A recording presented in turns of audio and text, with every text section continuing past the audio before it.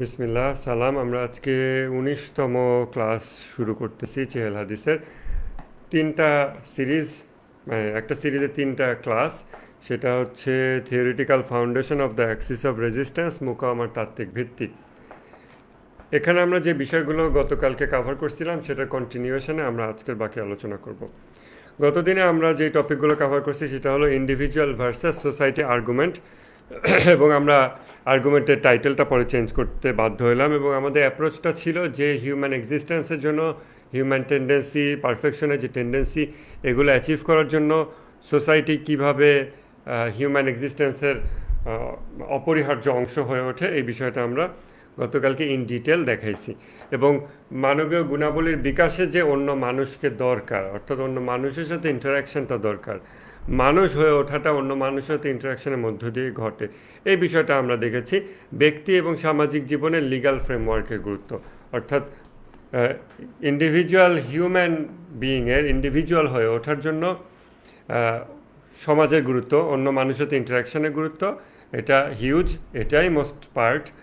আর সেইটাকেও মানে খুব fine tune করতে হলে আমাদের লিগ্যাল ফ্রেমওয়ার্ক লাগে, আদারওয়াইজ এটা হ্যাফেজার্ডভাবে হয় এবং তখন হিউম্যান পারফেকশনটা খুব বেশি অ্যাচিভ হয় না।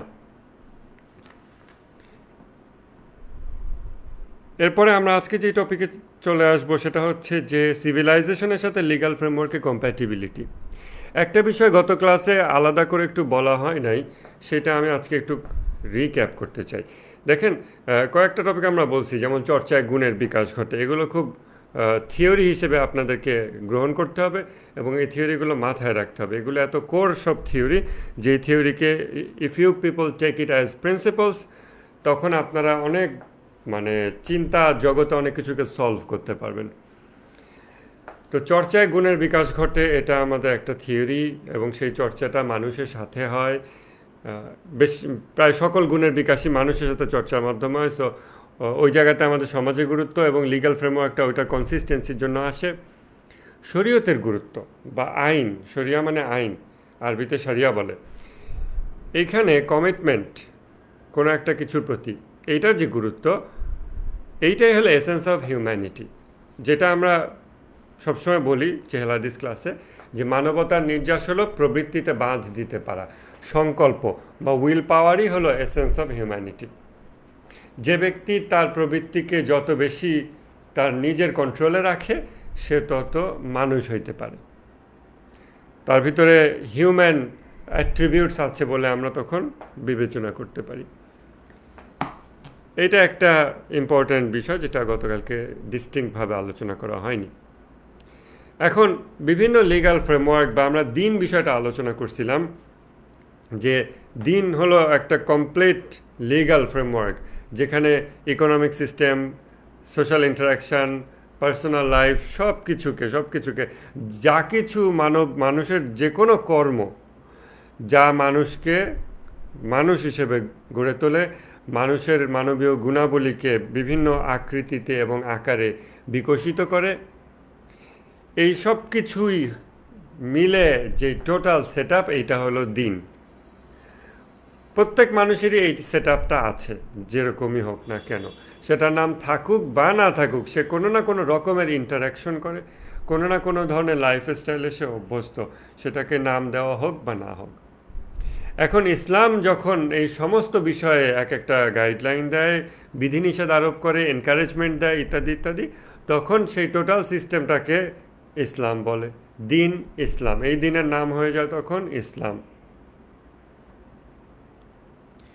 আর এরকম নাম না থাকলেও অন্য মানুষরাও কোনো না কোনো দিনের ভিতরে আলটিমেটলি আছে। আমরা দেখেছি গতকালকে যে ইন এসেন্স আমরা দিন ইসলামের বাইরেই জীবনযাপন করি, কেননা আমাদের ইন্টারাকশানগুলো, সকল কথা কর্ম চিন্তা যা কিছু, এগুলো মূলত মানে মোস্টলি ইসলামিক নিয়মের মধ্যে ঘটে না, ইসলাম যা এনকারেজ করেছে তার মধ্যে ঘটে না। আমরা ইসলামকে যেহেতু শুধু স্রষ্টার সাথে সম্পর্ক এরকম একটা জিনিস সীমাবদ্ধ করে ফেলেছি, যার ফলে আমাদের দিন আর ইসলাম নাই। আমরা কিছু রিচুয়ালিস্টিক প্র্যাকটিস আমাদের মানে সেকুলার দিনের ভিতরে ইনকর্পোরেট করেছি। এইখানে আমরা গত দিনে আলোচনাটা রাখছিলাম। আজকে আমরা সিভিলাইজেশনের ব্যাপারটা দেখব। সিভিলাইজেশন কী জিনিস, সভ্যতা কী জিনিস।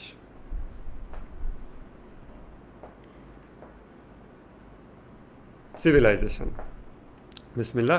সিভিলাইজেশন হলো একটা সোসাইটি যখন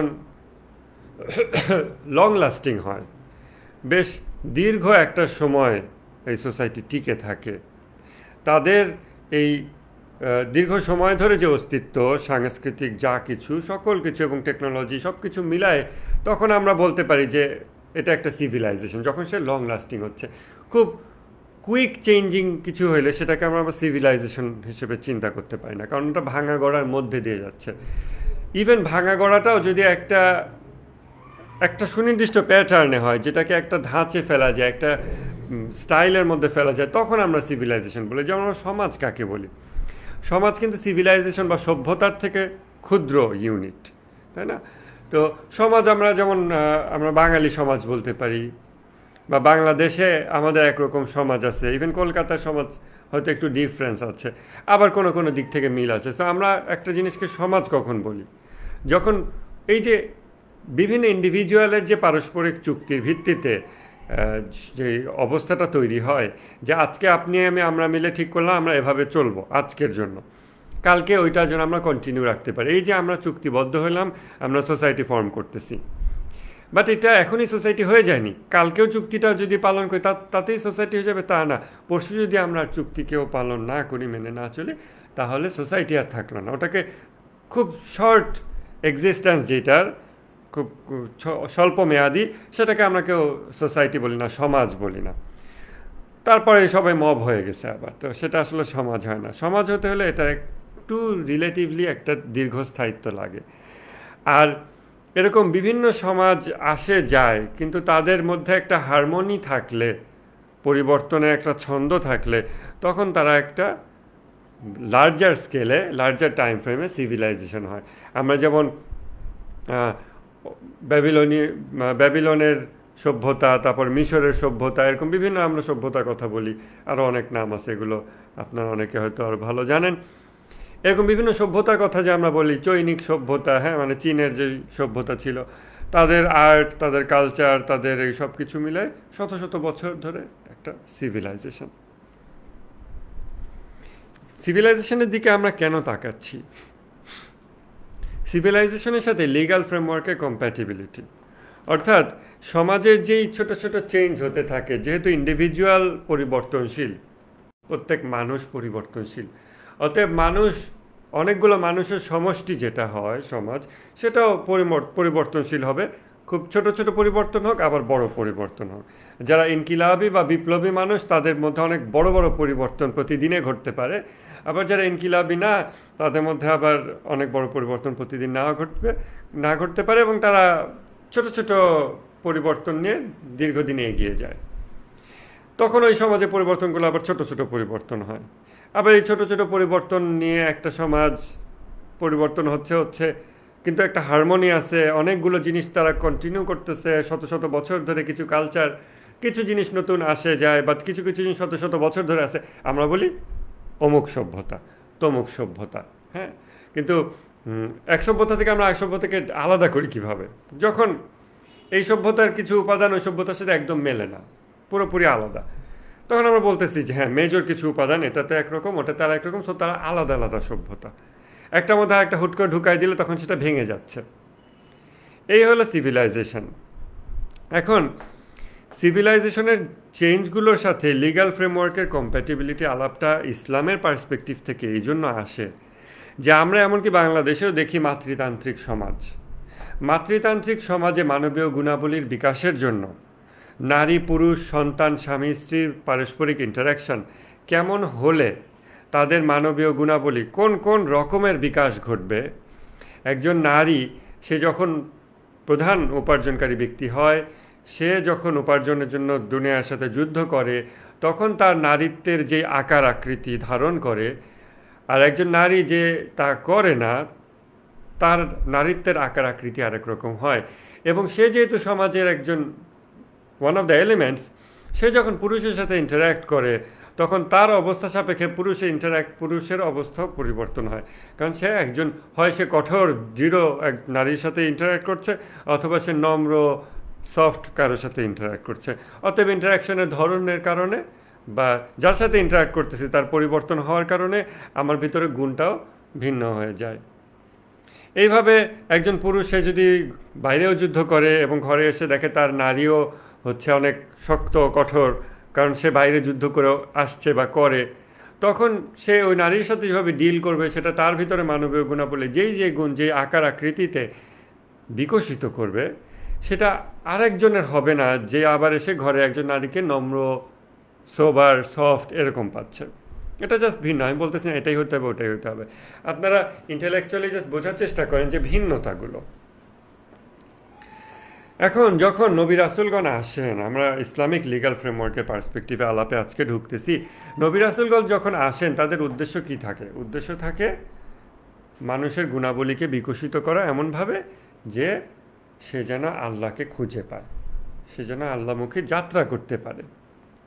এখন কোনো নবী রাসূল এমন একজন নবী একটা সমাজে আসছে, একটা সভ্যতায় আসছে, যে সিভিলাইজেশনে মানুষজন শত শত বছর ধরে কাজকর্মে নারীর একরকম পার্টিসিপেশন, পুরুষের একরকম পার্টিসিপেশন, ফ্যামিলি স্ট্রাকচার একরকম, শস্য উৎপাদন একরকম, ওয়েদার একরকম, এক ওয়েদারে মানুষের কালচার এক রকম, কারো মেজাজ গরম, কারো ধৈর্য শক্তি বেশি, এইরকম এক সিভিলাইজেশনে এক ওয়েদার কন্ডিশনে, এবং সমাজের উপাদানগুলোও কিন্তু ওয়েদার কন্ডিশন এগুলো দ্বারা এফেক্টেড হয়, কারণ মানুষকে জমিন থেকে তার সকল প্রয়োজনীয় বিষয় আহরণ করতে হয়।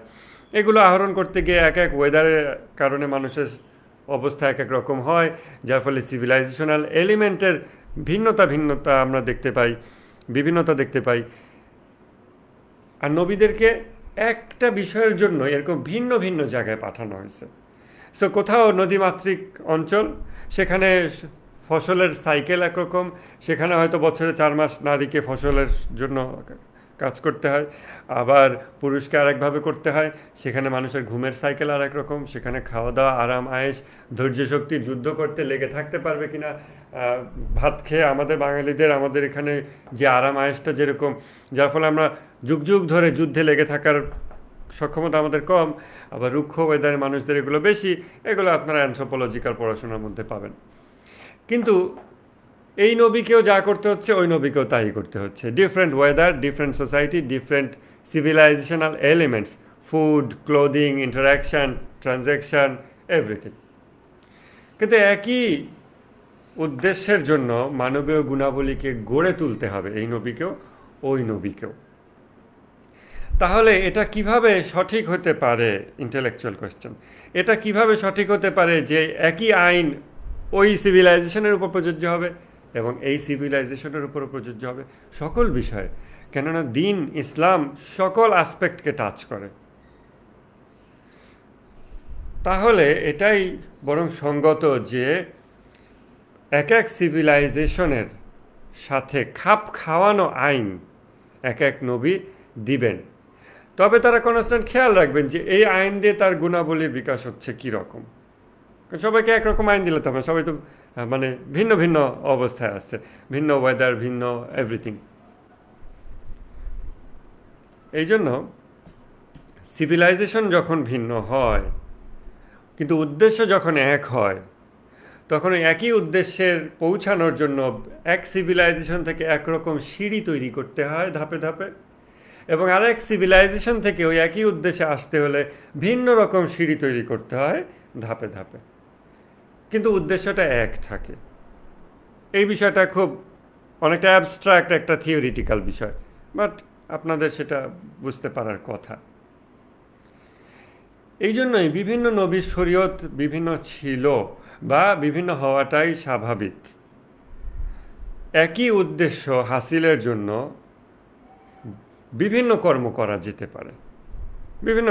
যেতে পারে, বাট একই উদ্দেশ্যের জন্য আপনার ভিতরে গুণের বিকাশ হবে। সো আপনার উদারতা গুণটার চর্চা করতে হলে আপনি বিভিন্ন উসিলায় এই গুণটা চর্চা করতে পারেন।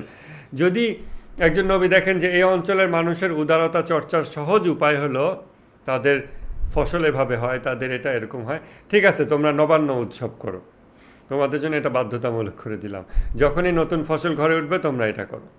অথবা এদের অনেক ফসল হয়, তাহলে এদের ফসলের উপর ট্যাক্সটা বেশি করে দিই, ওসর বলে যেটাকে, এটাকে বেশি করে দিই। কারণ ওদের অনেক আছে, ওরা বেশি থেকে বেশি হয়, বেশি পেলে ওদের ভিতরে মাল সম্পদ জমা করার রোগ বেশি বাড়ার সুযোগ হবে, তাহলে এখান থেকে ওদের খুমসটা বাড়ায় দিই, 20 জায়গায় 30% করে দিই, তখন ওই জন্য এরকম।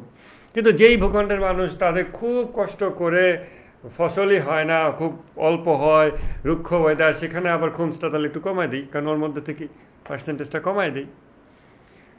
দেখা যাচ্ছে বাহ্যিকভাবে এখানে ট্যাক্স একরকম, ওইখানে ট্যাক্স আরেক রকম, কিন্তু যিনি ট্যাক্সের আইনটা করতেছেন তার উদ্দেশ্য তো এক। অতএব তিনি এটা বুঝে আইনগুলোকে ফাইন টিউন করতেছেন, অ্যাডজাস্ট করতেছেন, একই উদ্দেশ্যের দিকে এরাও এগিয়ে যাচ্ছে, ওরাও এগিয়ে যাচ্ছে। তাদের সিভিলাইজেশনাল এলিমেন্টগুলোকে, তাদের সোশ্যাল ইন্টারাকশানগুলোকে তাদের উপযোগী করে এমন নিয়ম কানুনে বেঁধে দেওয়া যেটা তাদের ভিতরে সেই সব গুণের বিকাশ ঘটাবে যেটা অন্যদের ভিতরেও ঘটাচ্ছে, কিন্তু ভিন্নভাবে বেঁধে দেওয়া হয়েছে, ভিন্ন এলিমেন্টকে ভিন্ন ভিন্ন ডিগ্রি অফ রেস্ট্রিকশন দিয়ে। এইভাবে বিভিন্ন শরীয়ত বিভিন্ন হয়, মানে বিভিন্ন শরীয়ত যে আমরা পাই ইতিহাসে, এক এক নবীর সময় নামাজ এক এক রকম। আবার আমাদের মনে হতে পারে নামাজ তো একই রকম হতে পারে। খ্রিস্টানদের নামাজ দেখছেন, খ্রিস্টানরা দাঁড়ায় দোয়া করে, আবার রুকু দেয়, সেজদায় যায় না, আবার দাঁড়ায় দোয়া করে। সুলাইমান আলাইহিস সালামের সময় নামাজ ছিল এরকম লাঠির উপর দাঁড়ায় চুপ করে দাঁড়ায় থাকে, লাঠিতে ভর দিয়ে চুপ করে দাঁড়ায় থাকতো সুলাইমান নবী, এটাই ছিল নামাজ। আবার আমাদের নামাজ আবার আরেক রকম, উদ্দেশ্য তো একই। তাহলে বিভিন্নতা কেন? বিভিন্নতা আসলে অনেক অনেক কারণে হয়, যার একটা মোটা দাগের আমাদের আলোচনার সাপেক্ষে যেটুকু দরকার সেটুকু হলো সিভিলাইজেশনাল এলিমেন্টের দিকে ফোকাস করা। আর অনেক দিকে ফোকাস করতে পারেন আপনি, সেগুলো ভিন্ন রিসার্চের বিষয়। তাহলে মোটামুটি এইটুকু বোঝা গেল যে বিভিন্ন সমাজ কাঠামো, সামাজিক আকার আকৃতির অঞ্চলে যখন নবী রাসূল আসেন, তারা আমাদেরকে বিভিন্ন রকম আইন দেন, উদ্দেশ্য একই থাকে, যেভাবে যে আইন মেনে চললে আমাদের মধ্যে নির্দিষ্ট বিভিন্ন গুণাবলী নির্দিষ্ট মাত্রায় ভারসাম্যপূর্ণভাবে গড়ে উঠতে থাকে, যা আমাদেরকে আল্লাহমুখী জীবনের জন্য ফ্যাসিলিটেট করে, সাহায্য করে। এই হলো সিভিলাইজেশন এর সাথে লিগ্যাল ফ্রেমওয়ার্কে কম্প্যাটিবিলিটি, চেঞ্জ। এখন দেখেন সিভিলাইজেশন তো মানে সোসাইটি তো পরিবর্তনশীল, তাহলে আইনগুলো তো পরিবর্তনশীল হবে, এটাই তো স্বাভাবিক। এখন একটা সোসাইটির ছোট ছোট চেঞ্জ আসছে 100 বছরে, তাহলে 100 বছর পর হলেও তো আইনটা পরিবর্তন হবে। আমরা তো নিজেরাই দেখতে পাই দুনিয়াতে মানব জাতির কোনো আইনই একেবারে ফিক্সড না, মানব রচিত আইন। আমরা সংবিধান সংশোধন এগুলো করি, কিন্তু খোদাই আইন সেটাও যদি একদম ফিক্সড হয়, তখন এই যে এই সমস্যা কীভাবে অ্যাড্রেস হবে যে আমার সিভিলাইজেশন বদলে গেছে, সিভিলাইজেশন এলিমেন্ট চেঞ্জ হয়ে গেছে, এখন আমাদের নারী কর্মক্ষেত্রে যায়, এখন আমরা কি করব? এখন আমাদের আইনটা একটু চেঞ্জ হোক। মানে মানুষের যেই নদীর বয়ে চলা নদীর মতো যেই পরিবর্তনশীল সমাজ, কারণ মানুষ পরিবর্তনশীল, সভ্যতাগুলো পরিবর্তন হচ্ছে, তাদের এলিমেন্টস পরিবর্তন হচ্ছে, এখন অনেক টেকনোলজি আসতেছে ইত্যাদি ইত্যাদি। যেমন এরদোয়ান বলছিল 1400 বছর আগের আইন দিয়ে হবে না, ইসলামের আইনকে আপডেট করতে হবে। এখন এই যে আপডেটের যে নিড, এই নিড তো মানুষের পরিবর্তনশীলতা থেকে উৎসরিত। সেক্ষেত্রে ঐশী আইন কিভাবে এটা হইতে পারে যে ঐশী আইন ফিক্সড থাকবে? হইতে পারে কি পারে না? হতে পারলে কতভাবে হইতে পারে? এটা হলো আমাদের একটা কোয়েশ্চেন, যে কোয়েশ্চেনটা আমরা এখন রাখবো, একটু পরে আমরা আবার সেটার অ্যান্সার করব। অন্তত আমরা এইটুকুতে বুঝতে পারলাম যে ঠিক আছে, দিন ইসলাম তো একটা আইন দিয়ে বসে শেষ, কোরআন শেষ কিতাব, শেষ আইন, অতএব এগুলো আর পরিবর্তন হবে না। বাট ইভেন আল্লাহর দেওয়া আইনই যে বিভিন্ন সিভিলাইজেশনে বিভিন্ন ছিল, বিভিন্ন সমাজে, বিভিন্ন সভ্যতায়, বিভিন্ন জাতিতে ভিন্ন ভিন্ন ছিল, এটা তো কোরআন নিজেই বলে দিচ্ছে। আমরা তো নিজেরাই জানি ইসলামের ইতিহাস থেকে, তাই না? তাহলে অ্যাটলিস্ট আল্লাহ তাআলা তো মানুষের জন্য ভিন্ন ভিন্ন আইন দিচ্ছেন। আমাদের খুব ডগম্যাটিক হওয়ার দরকার নাই যে হ্যাঁ এটাই সব মানুষের জন্য, পৃথিবীর সবার জন্য কোরআনের আইন একদম পারফেক্ট, ঠিক আছে। হ্যাঁ, আমরা সেটা অস্বীকার করতেছি না, বাট এটাতে ডগম্যাটিক হওয়ার দরকার নাই। সেই একই আল্লাহ তাআলাই মানব জাতির জন্য ভিন্ন ভিন্ন আইন দিয়েছেন ইতিহাসে। আমরা ওই দেওয়ার পিছনের কারণ, তার পিছনের উইজডম, ওইটা একটু বোঝার চেষ্টা করতেছি। ঠিক আছে? তাহলে সিভিলাইজেশনের ক্ষেত্রে আমরা এই বিষয়টা বুঝলাম যে লিগ্যাল ফ্রেমওয়ার্ক অর্থাৎ দিনের আইনগুলোতে কম বেশি অ্যাডজাস্টমেন্ট, আপডেট আনাটা প্রয়োজনটা সমাজের পরিবর্তনশীলতা থেকে উৎসরিত। এখন আমরা দেখব নবী কাকে বলে, রাসূল কাকে বলে এবং ইমাম কাকে বলে বা মাওলা কাকে বলে। এটা গুরুত্বপূর্ণ। এইটা আপনাদেরকে একটা ভিন্ন দৃষ্টিভঙ্গি দেবে। দেখেন, বিসমিল্লাহ। নবী হচ্ছেন রিয়েল টাইম গড কমিউনিকেটর, অর্থাৎ রিয়েল টাইমে আল্লাহর সাথে কথা বলে যোগাযোগ করে এই সমাজের মানুষের গুণের বিকাশের জন্য যেই বিধিনিষেধ বাধ্যবাধকতা দেওয়া দরকার সেগুলো নিয়ে আসেন। আবার গতিশীল সমাজে আরেকটু পরিবর্তন আসছে, ঠিক আছে, তোমাদের আইন একটু চেঞ্জ, ঠিক আছে, এরকম। একটু সরি, একটা মিনিট সময় দেন।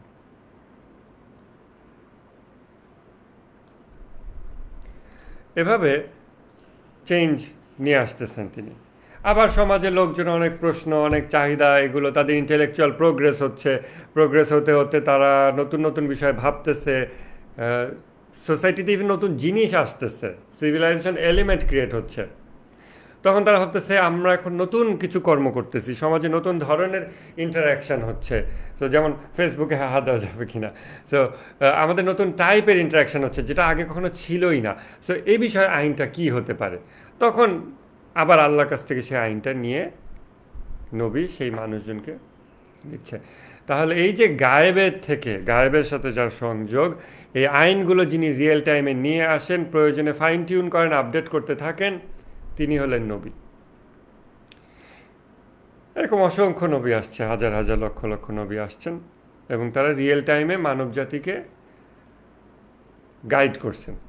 গাইড করাটা অবশ্য জোর করে না, খুবই স্বাভাবিক। মানুষকে ইনভাইট করছেন যে দেখো তোমরা এই দিনে আসবে কিনা, এই টোটাল প্যাকেজ, এই লিগ্যাল ফ্রেমওয়ার্কের মধ্যে আসবে কিনা, আসলে তোমরা সেই আল্লাহকে ভালোভাবে পাবে যেই আল্লাহর দিকে তোমার অন্তর এমনিই ঝুঁকে আছে। তখন যারা এগুলো অ্যাকসেপ্ট করছে তাদের সমাজের অধিপতি হয়েছেন ওনারা। আবার কেউ অ্যাকসেপ্ট না করলে তিনি খালি বলেই গেছেন। তো এই যে বলে যাওয়া, মানুষকে বলা, আবার মানুষের প্রয়োজন সাপেক্ষে নতুন নতুন আইন নিয়ে আসা রিয়েল টাইমে, এইটাই হচ্ছে নবী। রাসূল কখন আমরা বলি? যখন আমরা ছোটোবেলায় পড়ছি, যখন বই, যিনি কিতাব নিয়ে আসেন তিনি রাসূল। কিন্তু কিতাবের দরকারটা কেন? যদি এই আইন পরিবর্তনশীল হয়, এই যে আইন, এই যে একটা সংবিধান, এরকম সংবিধান যদি পরিবর্তনশীল জিনিস হয়, আজকে একটা আছে, সমাজে পরিবর্তন এসে গেছে, 2 দিন পর আরেকটা। আপনি দেখেন স্বাধীন বাংলাদেশে কত পরিবর্তন আসছে সমাজে, সংস্কৃতিতে 50 বছরে। এই টেকনোলজির কারণে বলেন, অন্য দেশের সাংস্কৃতিক আগ্রাসনের কারণে বলেন, সে সাংস্কৃতিক মিথস্ক্রিয়ার কারণে বলেন, বিভিন্ন কারণে কত রকমের পরিবর্তন আসছে।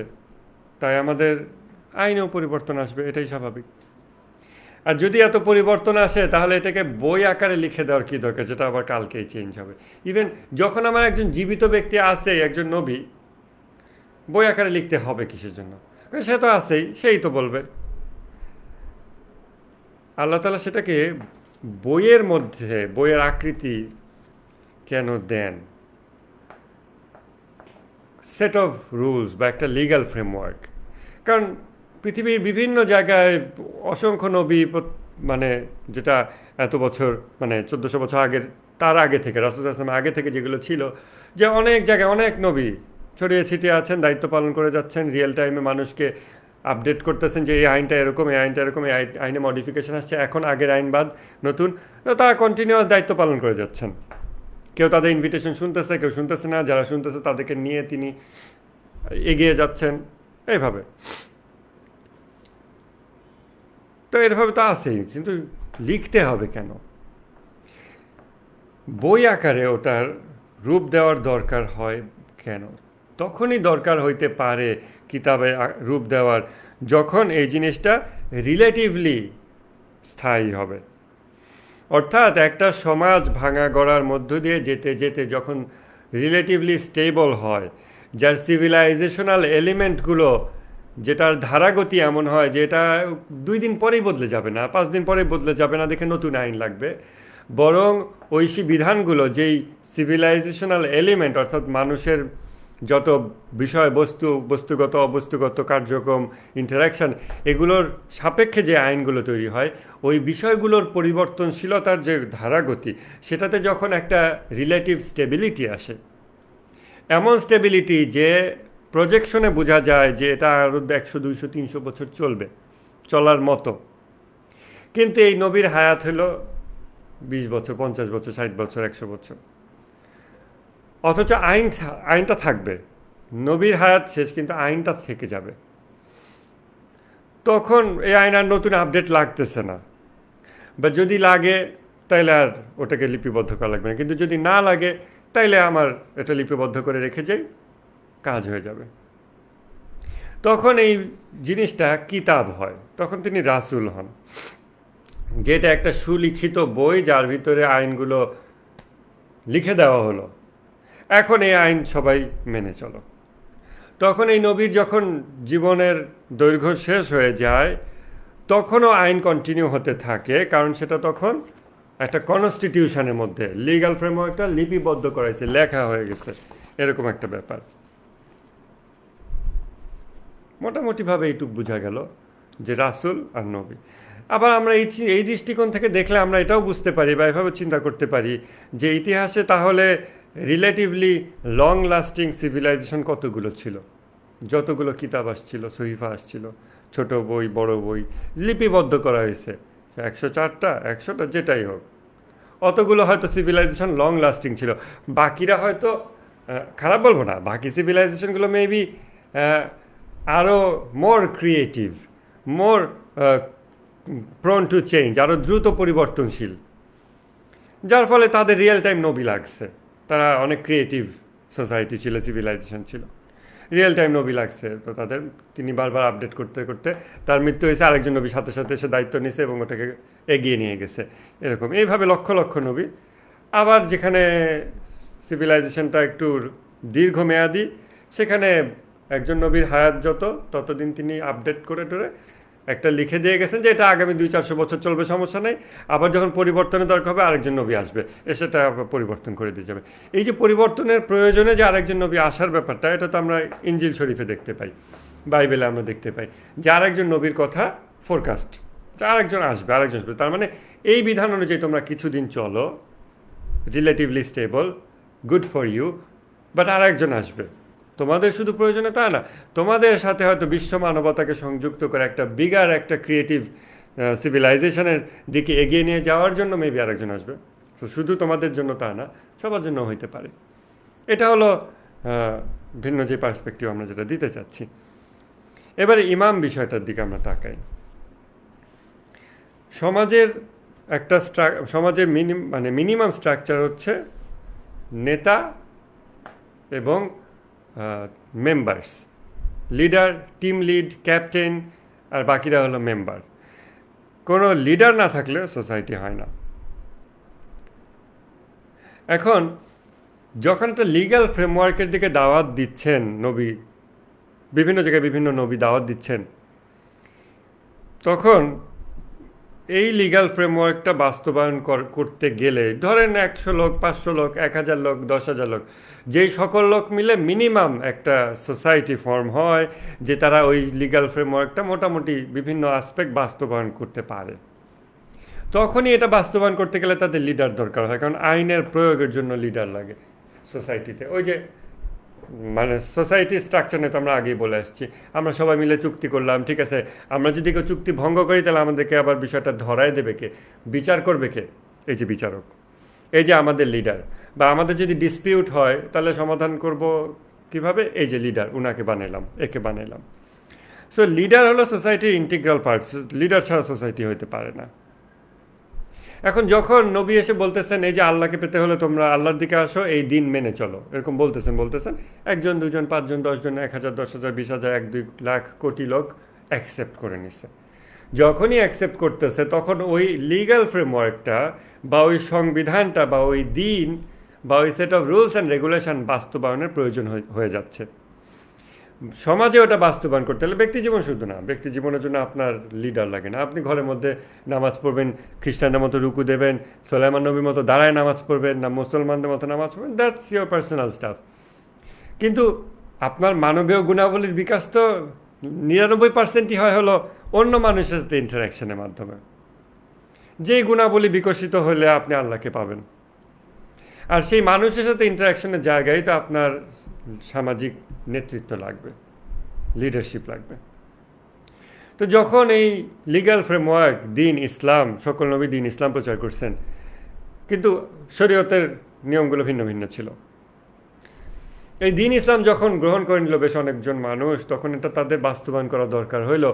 এই বাস্তবায়ন করতে গেলে তাদের একজন লিডার লাগবে। এই লিডারের ব্যাপারটা দেখেন, যিনি নবী তিনি তখন লিডার হয়েছেন সবসময়।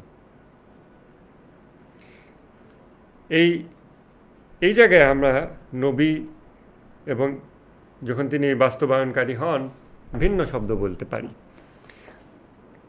নবীকে আমরা বলতে পারি লেজিসলেটর, যিনি লেজিসলেট করেন, যিনি আইন প্রণয়ন করেন। হ্যাঁ, আল্লাহর দেওয়া আইন তিনি জাস্ট কমিউনিকেট করতেছেন, বাট আমরা বলতে পারি পার্লামেন্ট যেরকম আইন প্রণয়ন করে, সো লেজিসলেটিভ, তিনি একাই লেজিসলেটিভ বডি।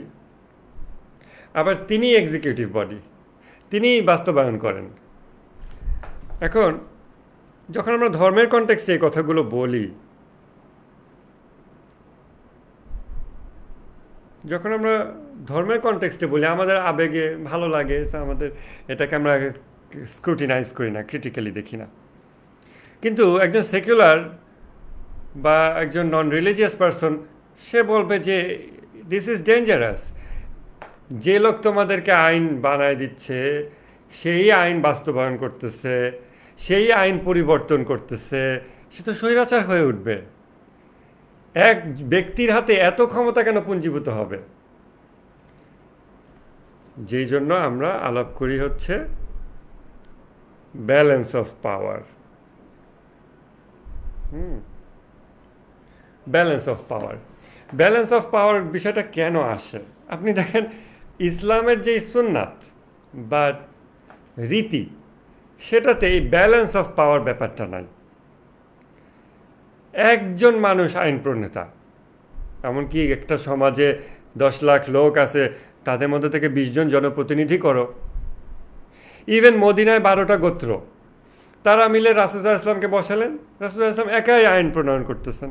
খেয়াল করে দেখেন, একজন আমরা ইসলামিক দিক থেকে তো আমাদের কাছে everything is good acceptable, but আপনি চিন্তা করে দেখেন তো, বাংলাদেশে চিন্তা করেন তো, যে এখন কোনো উপদেষ্টার সাথে না, ইউনুস বসছে, ইউনুস সব বিষয়ে আইন প্রণয়ন করে।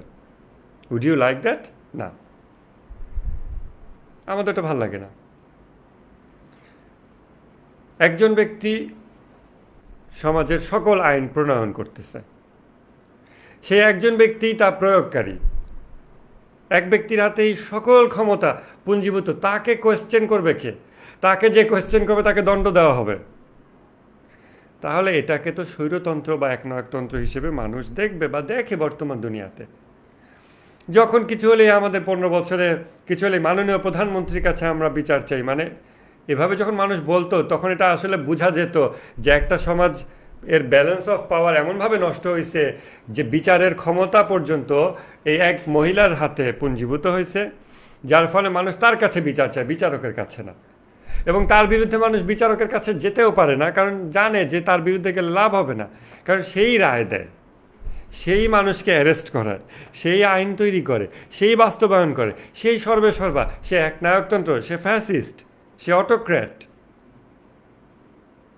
ইসলামের ইতিহাসে দেখেন কোন নবী, ঈসা আলাইহিস সালাম, মুসা আলাইহিস সালাম বা ইব্রাহিম আলাইহিস সালাম, নূহ নবী, মুহাম্মদ সাল্লাল্লাহু আলাইহি ওয়াসাল্লাম, কোনো এরকম নবী পাবেন যিনি তার নবুয়ত ভাগ করে নিছেন অন্যের সাথে, যে আমরা আইন প্রণয়ন মিলেমিশে করি?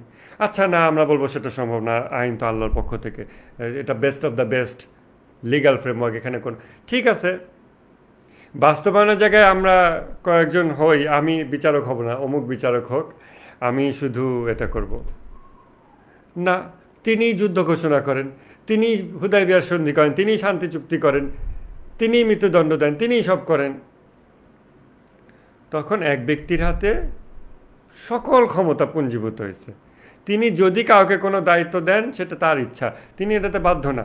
কোরআন কোথাও বাধ্য করে না আল্লাহ নবীকে যে তুমি অ্যাডমিনিস্ট্রেটিভ কাজে এক্সিকিউটিভ পাওয়ার ভাগ করে নাও, অমুক অমুক 2-4 জন লোককে এভাবে এভাবে শেয়ার করো। এক ব্যক্তির হাতেই আইন প্রণয়ন, এক ব্যক্তির হাতেই আইন বাস্তবায়ন। প্রশ্নের ঊর্ধ্বে সেই ব্যক্তি, তাকে কেউ কিছু বলতে পারবে না, তার কেউ বিচার করতে পারবে না। অর্থাৎ ব্যালেন্স অফ পাওয়ার বলে যে কনসেপ্টটা আছে আমাদের বর্তমান নতুন বাংলাদেশে, যে বিষয়টা নিয়ে আলোচনা হচ্ছে সংবিধান সংশোধনের ক্ষেত্রে, এই বিষয়টা ইসলামের ইতিহাসে নাই। ইসলামের ইতিহাস মানে মুসলমানদের ইতিহাস না, ইসলামের ইতিহাস। কারণ মুসলমানদের ইতিহাসে তো সৌদি আরবও আছে, মুসলমানদের ইতিহাসে বাংলাদেশও মুসলমানদের ইতিহাসের অংশ, তাই না? তো মুসলমানদের ইতিহাস না, ইসলামের ইতিহাসে এটা নাই। এটা আল্লাহর সুন্নাত না। আল্লাহ তাআলা মানব জাতিকে পরিচালিত করার জন্য নবী রাসূল পাঠাইছেন, একটা ধরনের লিগ্যাল ফ্রেমওয়ার্ক পাঠাচ্ছেন, দিন ইসলাম। সেটাতে ফাইন টিউন হয়, আপডেট হয়। মুসা নবী একরকম করছে, ঈসা নবী একরকম করছে, মুহাম্মদ সাল্লাল্লাহু আলাইহি ওয়াসাল্লাম একরকম করছে, ঠিক আছে, ফাইন টিউন হয়, আপডেট হয়, বাট এটা একটা ক্যাটেগরি। আর অন্যদের দিন, সেকুলারিজম বলেন, দিনে জগা খিচুড়ি না যাই নাম দেন, সেই দিন আরেক রকম। প্রথমে দিনের পার্থক্য খেয়াল করেন। লিগ্যাল ফ্রেমওয়ার্কের 2টা ক্যাটেগরি ডিফারেন্ট, দুটো উদ্দেশ্য ভিন্ন ভিন্ন। আল্লামুখী হিউম্যান পারফেকশনের জন্য দিন ইসলাম, আর অগোছালো হিউম্যান পারফেকশনের জন্য অন্যান্য সকল দিন। দুটো উদ্দেশ্য আলাদা। অন্যান্য দিন অনেক মানুষ মিলে তৈরি করে, দিন ইসলাম একা আল্লাহ তাআলা তৈরি করেন। আল্লাহ তাআলা আপডেট দেন, নবী রাসূলগণ সেই আপডেটগুলো নিয়ে আসেন। অন্যান্য দিনগুলো বাস্তবায়নের জন্য ব্যালেন্স অফ পাওয়ার, আল্লাহর দেওয়া দিন বাস্তবায়নের জন্য ব্যালেন্স অফ পাওয়ার কনসেপ্টই নাই। যিনি আইন প্রণেতা তিনিই আইন বাস্তবায়নকারী, তিনিই যুদ্ধ ঘোষণা করেন, তিনিই শান্তি চুক্তি করেন, তিনিই বিচার দেন, তিনিই মৃত্যুদণ্ড দেন, তিনিই ক্ষমা করেন, তিনিই নতুন আইন করেন, তিনি সব একনায়ক, একাই সব। এখন এই যে কয়েকটা বিষয় বললাম যে দুটো আলাদা দিন, 2 দিনের উদ্দেশ্য 2টা, 2 দিনের ক্ষেত্রে আইন প্রণেতারা ভিন্ন ভিন্ন, 2 দিনের ক্ষেত্রে আইন বাস্তবায়নকারী ভিন্ন ভিন্ন। সেকুলারিজম যখন দিন হিসেবে আমরা দেখি, বা গায়রুল্লাহর যত দিন আছে, আল্লাহর দিনের বাইরে যত দিন আছে, এই সমস্ত দিনের ক্ষেত্রে ব্যালেন্স অফ পাওয়ার কনসেপ্টটা থাকে, আল্লাহর দিনে ব্যালেন্স অফ পাওয়ার কনসেপ্টটা থাকে না। আমরা যদি এই গভীরের বা মানে ডিপ বিনিথ এই রিয়ালিটিগুলোকে যদি না দেখে আমরা খেলাফত চাই, ইসলাম চাই, কোরআনের শাসন চাই এগুলো বলি, আমরা অ্যাকচুয়ালি মিলাতে পারবো না। কারণ আমরা জীবনযাপন করতেছি এই সেকুলার দিনের ভিতর। আমরা ক্ষমতাকে প্রশ্ন করা, এটা হলো আমাদের টেন্ডেন্সি, অ্যাটিচিউড। ক্ষমতাকে অলওয়েজ প্রশ্ন করতে হবে। আমরা আজীবন ক্ষমতাকে প্রশ্ন করব, আমরা আজীবন বিরোধী দল। এগুলো এই দিনের মধ্যে জন্ম হওয়া, বেড়ে ওঠা মানুষদের টেন্ডেন্সি। তারা যখন ওই দিনটাকে দেখে যে বাস্তবায়নকারী হবেন একজন, প্রশ্নের ঊর্ধ্বে সে। ইতিহাসে কোনো নবী কি তার নিজের আনা বিধান দ্বারা প্রশ্নবিদ্ধ হইতো না। কে তাকে প্রশ্নবিদ্ধ করবে? আরেকজন নবী এসে তাকে না। ইতিহাসে কখনো এক নবী আরেক নবীকে মৃত্যুদণ্ড দেয় নাই, এই তুমি ভুল করছো। প্রশ্নাতীত, একেবারে সর্বা ক্ষমতা।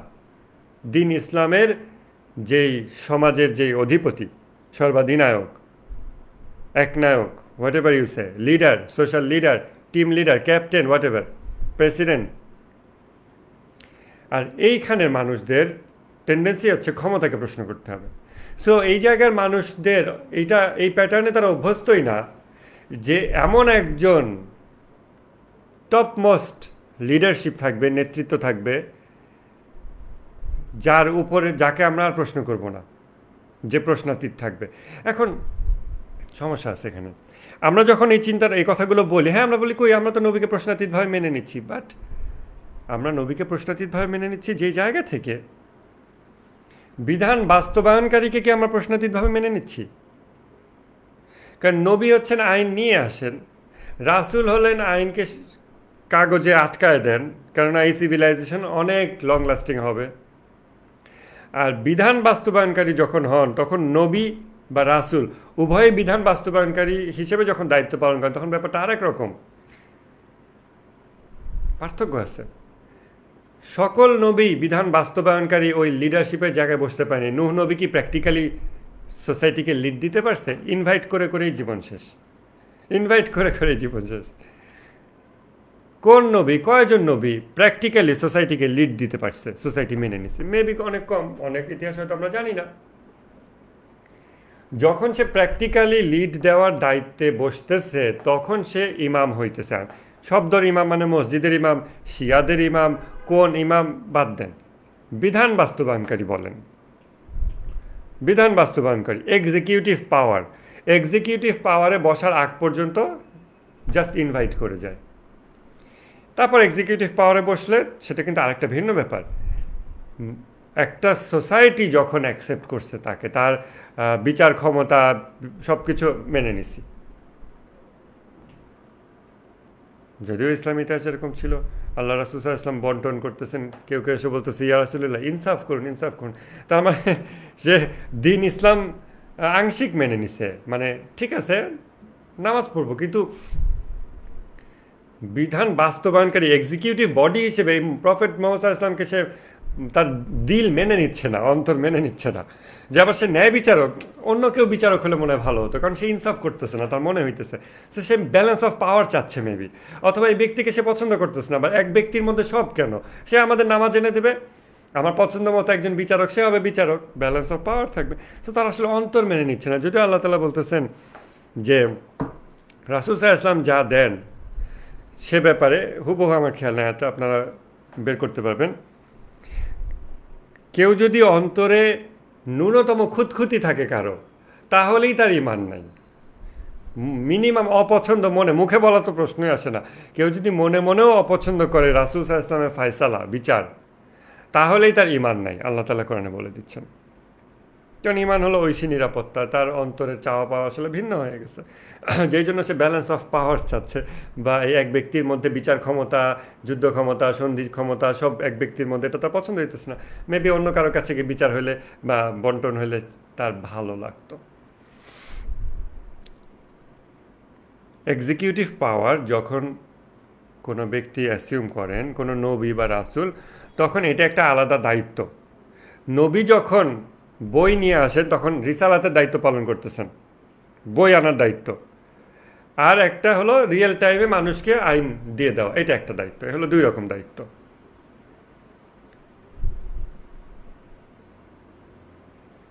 এক্সিকিউটিভ পাওয়ার যেটা, এই এক্সিকিউটিভ পাওয়ার, একটু ওয়েট করেন,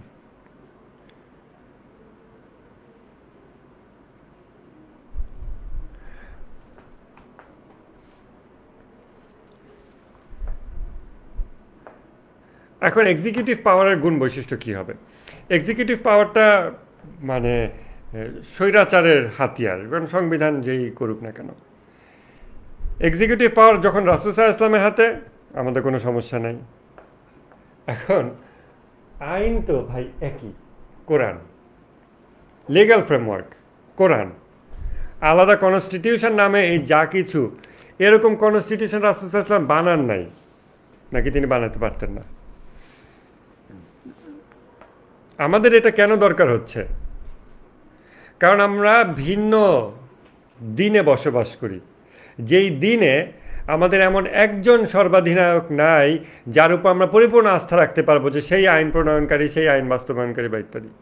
বা আইন প্রণয়নকারী ঠিক আছে, রাসূল সাল্লাল্লাহু আলাইহি ওয়াসাল্লাম তো ইন্তেকাল করছেন, এখন আইন প্রণয়নকারী তো আর লাগবে না, তিনি আইন প্রণয়নকারী। বাট অ্যাটলিস্ট বাস্তবায়নকারী একজনের হাতে সকল আইন বাস্তবায়নের ক্ষমতা, যেটা রাসূল সাল্লাল্লাহু আলাইহি ওয়াসাল্লামের ছিল, সেরকম একজন ব্যক্তিকেও আমরা আর আস্থা রাখতে পারতেছি না। যার ফলে আমাদের এরকম আলাদা কনস্টিটিউশন লাগতেছে, যেটা রাসূল সাল্লাল্লাহু আলাইহি ওয়াসাল্লামের লাগে নাই। আমরা বলি কোরআন আমাদের সংবিধান, বাস কোরআনকে আমরা এই কনস্টিটিউশন ফরম্যাটে তো পাই না, ভিন্ন ফরম্যাটে পাই। মেবি ওই ফরম্যাটের লিগ্যাল ফ্রেমওয়ার্ক থেকে আইন বের করে তা বাস্তবায়নের জন্য যোগ্য ব্যক্তি আলাদা, আর আমরা সেটা পারি না বলে আমাদের এরকম আর্টিকেল 1, 2, 3, 100, 150 এইসব লাগে। এখন এই আইন বাস্তবায়নকারীর বিষয়টা দেখেন, আইন বাস্তবায়নকারীর যোগ্যতা, গুণ, বৈশিষ্ট্য কী হবে। যখন আইন বাস্তবায়নকারী সেই নবী, তখন আমরা তার গুণ বৈশিষ্ট্য জানি। নবী মিথ্যা বলে না, গুনাহ করে না, জুলুম করে না, লোভ করে না, অতএব সে বাস্তবায়ন ঠিক আছে। তার ভিতরে আমরা সকল ক্ষমতা এক জায়গায় কেন্দ্রীভূত করলে অসুবিধা নাই, কারণ ক্ষমতার অপব্যবহারের কোনো আশঙ্কা নাই। আর অন্যান্য সেকুলার রিলিজিয়নে এটা ব্যালেন্স অফ পাওয়ারটা কেন দরকার হয়, কেননা ক্ষমতার অপব্যবহারের আশঙ্কা আছে।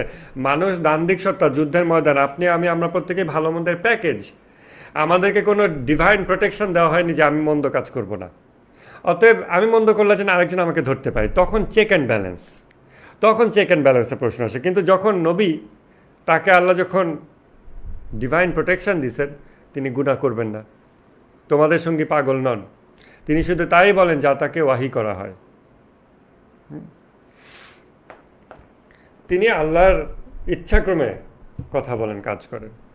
এমত অবস্থায় তার হাতে আমরা সকল ক্ষমতা দিতে পারতেছি, স্বাভাবিক অন্য কারোর হাতে দিতে পারতেছি না। এখন আল্লাহ কি চান? এই যে কোরআন কিতাবটা শেষ দিয়ে দিয়েছেন, যে ঠিক আছে একটা কিয়ামত পর্যন্ত যত যেই সিভিলাইজেশন, হিউম্যান সিভিলাইজেশন, কিয়ামত পর্যন্ত এটা একটা সিভিলাইজেশন, এই সিভিলাইজেশনের সকল নিড বাস্তবায়নের জন্য এই কোরআনের মধ্যে সব রকম খুঁটিনাটি, ইফ এলস, বিধান টিধান সব দেওয়া আছে, এটা দিয়েই চলবে কিয়ামত পর্যন্ত। ঠিক আছে, শেষ কিতাব হয়ে গেল সেটা। ওকে, তাহলে আমরা লক্ষ লক্ষ বছরের বা 20-30 হাজার বছরের একটা সিভিলাইজেশন পাবো, তারপর পৃথিবীর কিয়ামত হবে। যাই হোক, সেটা আল্লাহর কি প্ল্যান কত বছরে, সেটা আমাদের জন্য গুরুত্বপূর্ণ না। আমাদের জন্য গুরুত্বপূর্ণ হচ্ছে এই যে একটা লং সিভিলাইজেশন আল্লাহ দেখতেছেন, এবং সেই জন্য আল্লাহ একটা বিধান দিচ্ছেন, এবং সেই বিধানের বাস্তবায়নকারী হিসেবে একজনকে দিলেন। তারপর আজকে 1400 বছরে আমরা কোরআনের 1400 তাফসির করছি, 1400 রকম মাযহাব বানাইছি, হাজারো ইন্টারপ্রিটেশন করছি। কারণ কোরআন হলো language, language is always subject to interpretation. এই বিষয়ে আমরা 2 ঘন্টার ক্লাস নিছি আগে, যুক্তিবিদ্যার ক্লাসে, নাটোরে ক্লাস নিয়েছিলাম এই বিগত ডিটক্সে, আগে ডিটক্সে। ওইটা রেকর্ড আছে, আপনারা শুনে নিতে পারেন। নাজিল বিষয়ক কিছু বিষয় আছে। তো language is always subject to interpretation. So with all my sincerity, আমি খুব এখলাস সহকারে কোরআনের আয়াতের একটা অর্থ বুঝছি, আর আপনি আরেক হুজুর, আপনি খুব এখলাস সহকারে আরেকটা অর্থ বুঝছেন। এখন এই হুজুররা যখন সমাজ চালাবে, সমাজের নেতার জায়গায় বসবে, এই লিগ্যাল ফ্রেমওয়ার্ককে এগিয়ে নিয়ে যাবে, বাস্তবায়ন করবে, তখন খুব স্বাভাবিক যে এটাতে কনফ্লিক্ট হবে, ভিন্নতা আসবেই, হাজারো মাঝহাব তৈরি হবে, পথ তৈরি হবে, যেটা রাসূল সাল্লাল্লাহু আলাইহি ওয়াসাল্লামের সময় ছিল না। আমাদের হৃদয় কিন্তু চায়, আমরা বলি ইসলামে এত শিয়া সুন্নি বিভক্তি কেন? আল্লাহ রাসূলকে শিয়া সুন্নি বলছে না, আল্লাহ রাসূল শিয়া সুন্নি বলে নাই। কিন্তু রাসূলের পর এই কোরআনকে যারা সমাজে বাস্তবায়ন করবে, তারা তো বিভিন্ন রকম বুঝ, তাদের বুঝের ক্ষেত্রে তো গ্যারান্টি নাই যে সে কোরআন পুরাটা বোঝে এবং সঠিক বোঝে। আমার কি এই গ্যারান্টি দরকার আছে কি নাই? যদি এই কোরআন আজকে আমি বাস্তবায়ন করতে যাই, আমরা আর একটু ডিডাকটিভ স্ট্রাকচারে বলি, এই কোরআনটাকে কাভার টু কাভার মানব জাতি বাস্তবায়ন করবে, এই জন্য আল্লাহ দিছেন, নাকি শুধু রাসূল সাল্লাল্লাহু আলাইহি ওয়াসাল্লাম 10 বছর বাস্তবায়ন করবেন এবং তার ইন্তেকালের পরে মানব জাতি এর আর গভীর তাৎপর্য বুঝবে না, অনেক সূরার অনেক কিছু বুঝবে না, এবং হাজার রকম অর্থ তৈরি করে মারামারি করবে, এই জন্য দিছেন। উইথ অল দেয়ার সিনসিয়ারিটি তারা বুঝবে না, বা ভিন্ন ভিন্ন বুঝবে, এই জন্য দিছেন। কিছু আয়াত যদি আমরা নাই বুঝতে সক্ষম, তাহলে ওই চ্যাপ্টারগুলো আল্লাহ বাদ দিয়ে দিতে পারতেন, আল্লাহ রাসূল সাল্লাল্লাহু আলাইহি ওয়াসাল্লাম বাদ দিয়ে দিতে পারতেন, যে আমার মৃত্যুর পরে এই আয়াতগুলো তোমরা বুঝবে না, মানব জাতি আর বুঝবে না, কোরআনটাকে ছোট করে দিলাম, এমন ছোট যেটা সবাই বুঝতে পারে। এই দেখেন ইরানের কনস্টিটিউশন, বাংলাদেশের কনস্টিটিউশন নিয়ে আসেন, বুঝতে পারবেন। না বুঝতে পারলে সংবিধান বিশেষজ্ঞদের কাছে বুঝতে পারেন। এমন হবে না এই স্তরের তাৎপর্য, গভীর তাৎপর্য আমি কিছু বুঝতেছি না, হাজার বছর ধরে কেউ বুঝতেছে না, হাজারটা অর্থ হয়ে গেছে, এটা হয় না। এবং এই জন্য দেখেন এটা সহজ বোধগম্য, সহজ বাস্তবায়নযোগ্য, যার ফলে সারা পৃথিবী এ ধরনের মানবরচিত কনস্টিটিউশনে চলতেছে এবং সারা পৃথিবী অ্যাজ আ লিগ্যাল ফ্রেমওয়ার্ক কোরআনের কনস্টিটিউশনে চলতেছে না। This is the reality. এবং 1400 বছর ধরেও চলে নাই। এটা কি কোরআনের দোষ? এটা কি আল্লাহর দোষ? এটা কি রাসূলের দোষ? আমরা একটু চিন্তা করতে পারি। তাহলে প্রথম কথা, এইটা যদি কাভার টু কাভার আমার জীবনে বাস্তবায়নের জন্য হয়, এবং যদি বাস্তবায়নের জন্য কিছু বিষয় বাস্তবায়নের জন্য অন্তত কিছু বিষয় ব্যক্তিগত নামাজ রোজার বাইরে সোশ্যাল অ্যাসপেক্ট, ইকোনমিক অ্যাসপেক্ট, যুদ্ধ ইত্যাদি ইত্যাদি বাস্তবায়নের জন্য একজন সোশ্যাল লিডার দরকার হয়, তাহলে ওই সোশ্যাল লিডারের তো এই আইনের জ্ঞান থাকতে হবে। আপনি বাংলাদেশে প্রেসিডেন্ট হয়েছেন, প্রধান বিচারপতি হয়েছেন, প্রাইম মিনিস্টার হয়েছেন, সেনাপ্রধান হয়েছেন, আপনি সংবিধানে এবিসিডিও জানেন না, আপনি কিভাবে দায়িত্ব পালন করেন? কারণ এই জাতি এই লিগ্যাল ফ্রেমওয়ার্কে চলবে, এটাই তাদের দিন, আর আপনি আর কিছুই জানেন না। হতেই পারে না আপনি এখানে বসবেন। আপনি কোন আইন অনুযায়ী সমাজকে চালাচ্ছেন, যে আইনই আপনি জানেন না? হতেই পারে না। অতএব আপনার এই আইনের জ্ঞান থাকা মাস্ট। প্রধান বিচারপতি হতে হলে আপনার সংবিধানের জ্ঞান থাকতেই হয়, কিন্তু আবার প্রাইম মিনিস্টার হতে হলে হয় না। 5 পাস হলেও হয়, 0 পাস হলেও হয়, জানোয়ার হলেও হয়। এখন মানে যখন আমরা অনেক মানুষের উপর ডিস্ট্রিবিউট করি, তখন এই রিস্ক ঝামেলাগুলো মিটিগেট করা আরও টাফ হয়। আমরা ওই জায়গায় আসি যে এইটা একটা লিগ্যাল ফ্রেমওয়ার্ক কিয়ামত পর্যন্ত থাকবে, কিন্তু আমি বুঝতে পারতেছি না। তাহলে সহজ করে দিত, আমি পড়লেও যা, আপনি ইরানের কনস্টিটিউশনটা এখানে আমার কাছ থেকে নিয়ে যান, আপনি পড়লে যা বুঝবেন আমি পড়লেও তাই বুঝবো। কোরআন আপনি পড়েন এক বুঝবেন, আমি পড়ি আরেকটা বুঝবো। কেন আল্লাহ এটা করলো? কেন এরকম দিল যে এক একজন এক একটা বুঝবে? তাহলে সহজ দিত। আবার কেউ কেউ কোরআনিস্ট এসে বলবে আল্লাহ বলেছেন আমি এই কোরআনকে বোঝার জন্য সহজ করে দিয়েছি। তোমার সহজ বুঝ আর আমার সহজ বুঝ 2 রকম হয়েছে, এবার আল্লাহকে জিগাও, তাই না? তাহলে কোরআনটা সংক্ষিপ্ত করে দেওয়া লাগতো, সহজ করে দেওয়া লাগতো। এগুলো আল্লাহ কিছুই করেনি। তাহলে কি এই জন্য দিচ্ছেন যে এটা থাকবে, আমরা ধুয়ে মুছে উঠায় রাখবো, চুমু খাবো, কোরআন তেলাওয়াত করবো, রমজান মাসে অনেক সোয়াব নেব, ইউটিউবে কোরআন তেলাওয়াত প্লে করে শুনবো, খুব সুর ভাল লাগবে, বাট দ্যাটস ইট, এর চেয়ে বেশি কিছু না। এটাকে আমি অ্যাজ আ লিগ্যাল ফ্রেমওয়ার্ক আমার টোটাল লাইফে, যেটার মেজরিটি পার্ট হচ্ছে interaction with other human beings, সেই মোড অফ ইন্টারাকশানের রুলস অ্যান্ড রেগুলেশনসকে আমি এই বই অনুযায়ী মোল্ড করব না, শেপ দিব না, আকৃতি দিব না। খালি আমি শুনবো, কানে ভাল লাগে, সিহির কাটানোর জন্য কী হয়েছে, ব্ল্যাক ম্যাজিক হয়েছে, অমুক সুরা পরও ব্ল্যাক ম্যাজিক দূরাবো, এগুলোই করবো আমরা। মানে আমাদের লিগ্যাল ফ্রেমওয়ার্ক একটা বাস্তবায়নের দরকার নাই, তাই না?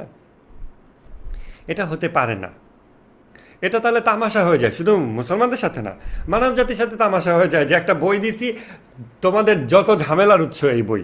আবার আমরা বলি আমাদের তো কোরআন আছে, ঐক্যের কেন্দ্র কোরআন, আর ঐক্যের কেন্দ্র থেকেই তো আমাদের ঝামেলা শুরু হয়েছে। এটার হাজারটা অর্থ, উইথ অল মাই সিনসিয়ারিটি, আমার তাফসির অ্যান্ড ইয়োর তাফসির আর ভেরি ডিফারেন্ট।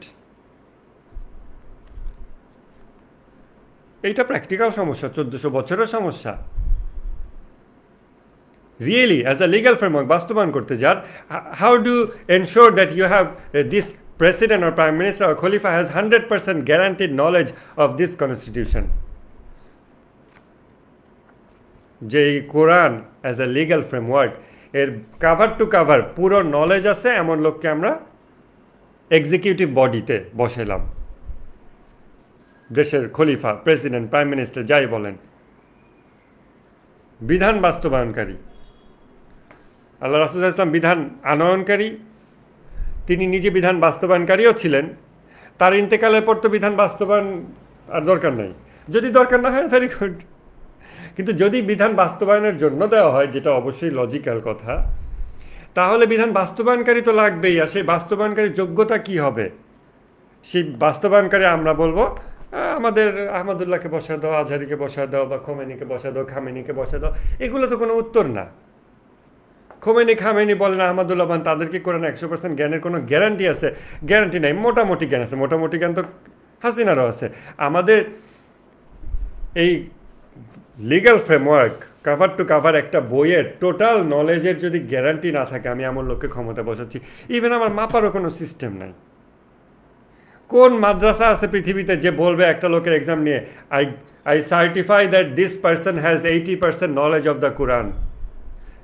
কিভাবে সম্ভব? সো রিয়েলি আমরা যখন ইমপ্লিমেন্ট করার কথা বলতেছি, তখন আমরা ইমপ্লিমেন্টেশনের জন্য এইটার যে নলেজ, এই নলেজের প্রশ্নে এসে আটকায় যাচ্ছি।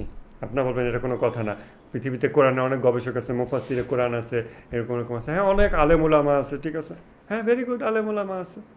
আলেমুলামা দিয়েই তো আজকে শিয়া সুন্নি এটা সেটা হাজার হাজার বিভক্তি আছে, আছে না? আরও বিভক্তি নতুন নতুন তৈরি হচ্ছে।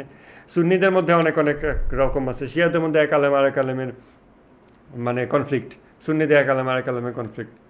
এটা তো ইসলামের আইডিয়াল চিত্রই না, এটা তো আইডিয়াল চিত্র না। আল্লাহ এটা দিছে কিসের জন্য এভাবে? এখন কিভাবে আমরা এই বিধানের নলেজের গ্যারান্টি এনশোর করতে পারি যে আমরা যাকে ক্ষমতায় বসাবো, মুসলিম উম্মার এক নেতৃত্ব, একজন, তার 100% নলেজ থাকবে গোটা কোরআনের, এবং সে যা বুঝবে ওটাই কোরআন, আমি যা বুঝবো সেটা না, আমারটা যদি ভিন্ন হয় এটা বাদ, সে যা বুঝছে ওটা সঠিক। এটা তো দরকার অ্যাজ আ লিগ্যাল ফ্রেমওয়ার্ক। আপনি বাস্তবায়ন করতে চান, আপনার তো এটা দরকার। কিভাবে এটা করবেন? মানে এটা কি এখন আমরা হয়তো দেখতেছি, আমি কোনো উপায় দেখতেছি না, আমি উপায় দেখতে না পারা এক বিষয়, আর আল্লাহর দেওয়া সিস্টেম আর এক বিষয়। আল্লাহর দেওয়া সিস্টেম কিয়ামত পর্যন্ত এই কিতাব থাকবে, অথচ কিয়ামত পর্যন্ত এই কিতাবের জ্ঞান সম্পন্ন লোক থাকবে না। হ্যাঁ, জ্ঞান সম্পন্ন লোক থাকবে। এই যে আমাদের দরবারি হুজুরদের মতো, মুজিবের আমলে মুজিবের স্লোগান দেয়, এখন আবার ভুল পাল্টায়। আপনার বলবেন ওরা খারাপ আলেম ভালো আলেম খুঁজি। হ্যাঁ, এই মারামারি তো আমরা 1400 বছর ধরে করতেছি, খারাপ আলেম ভালো আলেম এই সেই করতে থাকেন। If that is the version of Islam, you like go with ইট।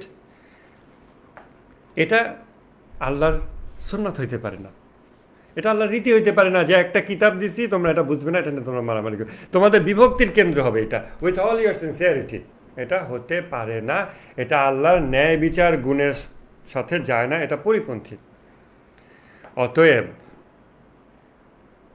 কোরআনকে অ্যাজ আ লিগ্যাল ফ্রেমওয়ার্ক বাস্তবায়ন করতে হলে আমাদের এমন সামাজিক নেতৃত্ব লাগবে, যেহেতু এই লিগ্যাল ফ্রেমওয়ার্ক বাস্তবায়ন হয় সমাজে, এবং যেহেতু সমাজে লিডারশিপ বলে একটি বিষয় আছে, অতএব আমাদের এই গোটা কোরআনকে আমাদের জীবনে একটা লিগ্যাল ফ্রেমওয়ার্ক হিসেবে বাস্তবায়নের জন্য আমাদের সমাজের যিনি লিডার, তার কোরআনের জ্ঞান থাকতে হবে, প্রথম কথা।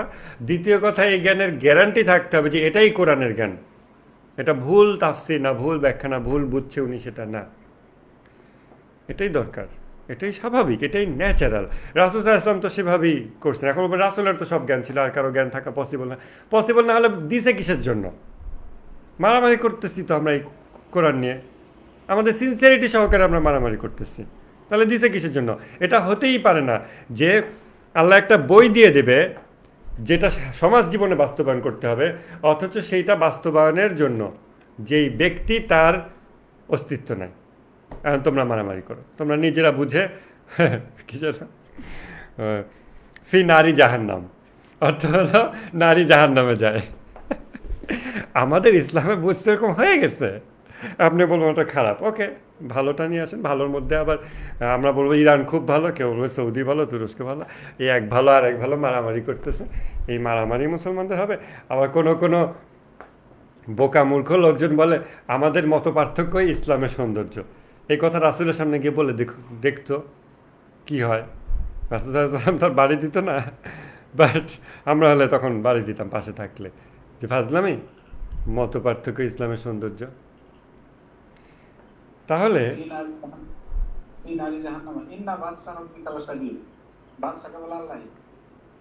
জি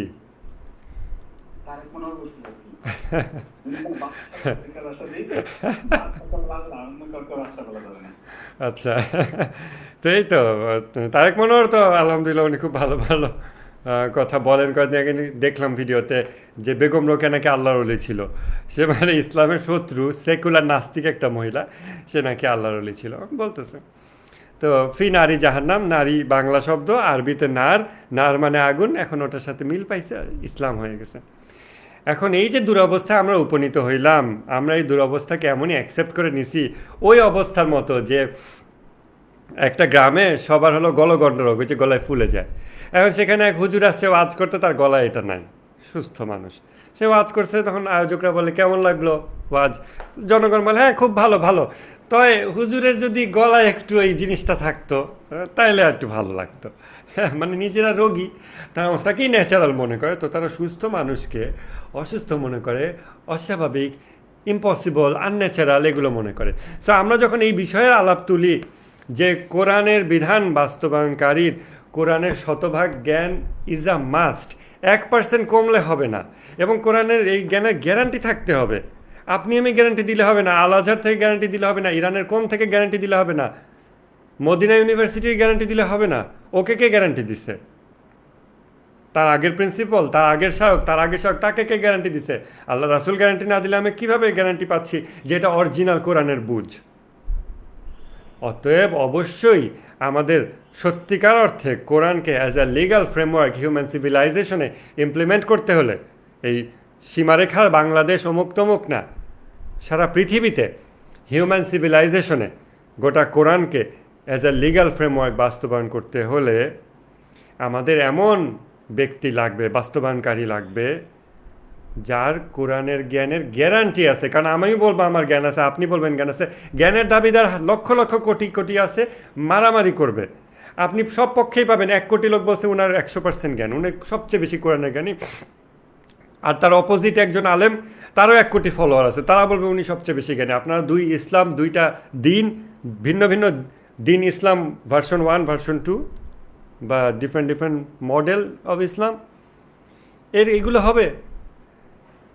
দিন ইসলাম একটা, এক দিন ইসলামের জন্য আমাদের সেই একজন ব্যক্তি দরকার, যে একজন বা একাধিক হলেও সমস্যা নেই, বাট আমার তার জ্ঞানের গ্যারান্টি দরকার, যে তার কোরআনে 100% জ্ঞান আছে, cover to cover, and his interpretation is the correct interpretation. এই গ্যারান্টি লাগবেই। এই গ্যারান্টি নাই বলেই আমাদের পৃথিবীতে সত্যিকার কোরআনের আইন বাস্তবায়ন হয়নি কোথাও, এখন পর্যন্ত পৃথিবীতে নাই, যেই রূপে রাসূল সাল্লাল্লাহু আলাইহি ওয়াসাল্লামের সময় ছিল, কারণ তার সেই জ্ঞানের গ্যারান্টি ছিল। এখন আমাদের সেই জ্ঞানের গ্যারান্টি নাই। এখন বলেন এই গ্যারান্টি আমরা কিভাবে পেতে পারি? এখন কোরআনে 100% জ্ঞানের গ্যারান্টি শুধু থাকলে হবে না, তার সাথে তো তার সিনসিয়ারিটির গ্যারান্টি থাকা দরকার।